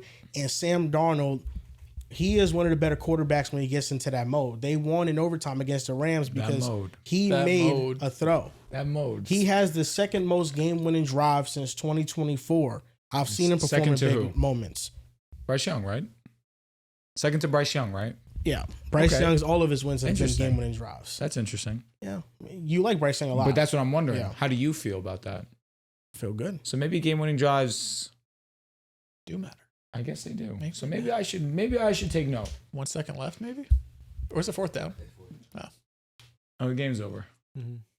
But you think Bryce Young is clutch because of game-winning drives. Lord knows he is. And Sam Darnold, he's number 2. Thing is, when it's been real, actual clutch moments, I've seen him dookie himself. Here's a clutch one.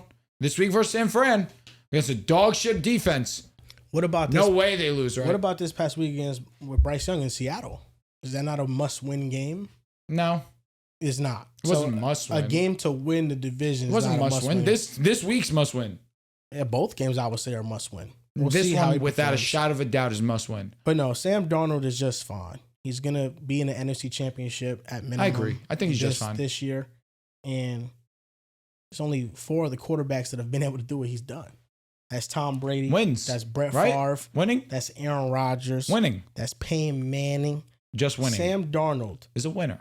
Is a winner. He performs at a high level, 4,000 passing yards per season, 30-plus passing touchdowns. Mm-hmm. Justin Jefferson, first-team All-Pro, goes to a nobody after he leaves. Sam Darnold turned JSN into one of the best receivers in football. That's the Sam Darnold I'm talking about. Justin Jefferson might not touch 1,000 because Sammy D not in the building. And you're telling me he's not of value. Oh, get over yourself. What are you talking about? He's a value. Nah, you're disrespecting Sam. You know I love Sam Darnold. He's not a problem. He has questions. Listen, man, there's other things around Sam that's going to be the reason why Seattle doesn't get to it. But I think Seattle could get to it. I mean, they could beat anybody. Next team up, we're going to go with the Philadelphia Eagles. I think it's just the play calling, the regression of the offensive line. Just anything offensively, I want to stay away from. Scheme and play calling, that was mine as well. I'm just going to say offense. Just offense as a whole. Because it's yucky and disgusting. And you don't know what version of it you're going to get. You go up against a Bills defense that has been ran through all season long. And Saquon goes for, I think, 17 attempts for 68 yards? Did you see the video of Nick Sirianni celebrating? I did see that. And A.J. Brown looking at him? They're like, bro, notice his look. I don't think they really like Nick Sirianni. The thing is, what's there to like about him? Not that good of a coach. He's celebrating a game in which they were bad. Because A.J. Brown's like, dude, figure it out. We're doing this every week. Like, no, I think you guys are right, man. It's the offense. The defense has been playing lights out recently. So they're not exactly the defense that they were last year, but it's still a really, really great unit that could give problems to basically any offense. I mean, they just shut down the Bills more or less. Mm-hmm. So it comes down to the offense. Jalen Hurts, I don't think has been good. Like, if you guys got on my dick last year because I said he's been playing like a bottom 10 quarterback. He's been playing like a bottom 10 quarterback this year. He just hasn't been that good. Since the bye, it's been even worse. The offense as a whole has been pretty atrocious. Like, it's a bottom 7 to 8 unit in football this year, which makes no sense. So you could put on play calling, you could put on the offensive line, you could put on the quarterback, you could put it on A.J. Brown's feud with everyone in the organization. It's the offense. It's been a below average to bad offense majority of the year. I was trying to sit here and think, like, what are the good performances they've had this season? They've had 2 in September. The Bucs game I thought was great. The Rams game I thought was great. But since then, it's like, oh, that Vikings game was good. The Giants, the Raiders. It's against weak teams. It's against some really bad defenses. I'm like, dude, if you have to play Seattle, like, I know we got questions about Sam Darnold, but you got to go to Seattle, Rams, Green Bay's defense I still think is really good. It's their offense. Yeah, it's just a hard unit to trust right now. It's crazy to think about the fact that the Eagles are competent coaching away from being a dynasty. Because there's no team that, like, if they had Sean McVay, we're looking at this team as an easy favorite. Nobody could beat them. But it's just bad coaching holds them back. Vic Fangio has been perfect. He's been holding it down. But their offensive staff, they just don't have anybody good, which is unfortunate for them. Next team up, we're going to go to the Chicago Bears. Defense? I don't got anything negative to say about the offense right now. There's nothing negative to say. Caleb's been playing out of his mind. Luther Burden now has taken a step into the scene. God willing, he's okay and he's healthy. Colson Loveland's taking a step in his game as well. They seem to be comfortable on offense. Swift and Monungai are a great complementary tandem in this league. The defense is the issue, though. Whether it's running the ball against them, passing the ball against them. Jalen Johnson obviously gives them a boost, but that secondary still isn't great. This defense is what gives me the concern about them, too. Can you get to the quarterback? Can you stop the run? Can you not be gashed in the passing game? Not allow a guy in Brock Purdy to go out there and torture offense, do whatever he wants at will, with his number one option being out of the game. Of course, not named Christian McCaffrey, who was amazing in his own right. But it just comes down to this defense and what is this defense made for? And when you look at these teams that they're going to go up against in the NFC, some strong offenses, I don't know, that it becomes dangerous. But they showed in yesterday's game versus San Fran that they can go up against a team with another offense and go tit for tat with them. Yeah. So you have to give respect to what Chicago's done, but that defense is sweet, man. Defensive line, because there's a lot of talent in the secondary, but They can force right turnovers. there at Buffalo as far as They're right there at Buffalo as far as, their run defense and also the pass rush opposite Montez Sweat is a weakness. So I would also agree with you there. It's defensive line for me. There's a couple teams in the NFC that are just pigeonholed by bad defensive play. I think it's the Chicago Bears, the San Francisco 49ers, and the Green Bay Packers. Did Nick lose? Sorry, I didn't mean to cut you off. And BDG. He lost. Damn. He lost. To the Jack Settlement. To Jack. Bijan needed 32, right? Yeah, no, Bijan went above and beyond for him. But so I'm looking at the NFC teams that have bad defenses: the Bears, the 49ers, Buccaneers, Panthers, whoever of them come into make the playoffs, and then the Packers, depending on what version of the defense we get, because they got pushed around against Baltimore really badly. Derrick Henry ran all over them. Killed them. But the week before, that Bears offense really struggled for 58 minutes of the game. Division game, though. It is, but that's probably going to match up with them in the first round of the playoffs. True. The Packers are. Very true. And I think the Packers defense, let's see if they can do enough scheme-wise to be able to hold their own. That game's a coin flip, man. It's a battered defense. They lost a lot of talent. They don't tackle well right now. The secondary you don't trust. Carrington Valentine has really started to play poorly. He's not tackling well. He's not covering well. Keyshawn Nixon is awful around Genuinely the board. Not good. And then nobody on the defensive line could generate any pressure or is really do anything against the run. Rashawn Gary has been the biggest disappointment this year. He's been awful. Like Rashawn Gary, he's been a below average player, and they're paying him to be a Pro Bowl player for them. But the offense is fine. Like I think there's only a few teams in the NFC that feel complete. To me, that's the Rams and that's the Seahawks, and that's a well-coached Eagles team. Yeah, I think but outside of that, I don't think that. Sorry, I think the only difference between the Bears and some of these other teams in terms of bad defense is just the turnovers they create. True. Being able to create turnovers, you buy your team one or two extra possessions, that could swing a game. So, we're talking about like New England some, we talked about a few different teams that were saying like the defense just not a unit we trust. Buffalo, but the fact that Chicago leads the league in takeaways matters a lot because they don't stack the quarterback that often. They're not good situationally really on third down or in the red zone. We saw what San Francisco did to them last night. We've seen what teams have done to them all season long. It's a defense that doesn't really get many stops. But they force turnovers. And when you see these teams go on these magical runs in the playoffs and the Super Bowl, a lot of it can be changed just by a couple big plays defensively. And Chicago has the guys that can do it. And that's going to do it for this episode of the Pick a Side podcast, episode 540. After this day has ended, Drew, how many leagues did you end up winning? I won 2. The ones that mattered to me, I lost. 1-3. Nice. You were in the championship too.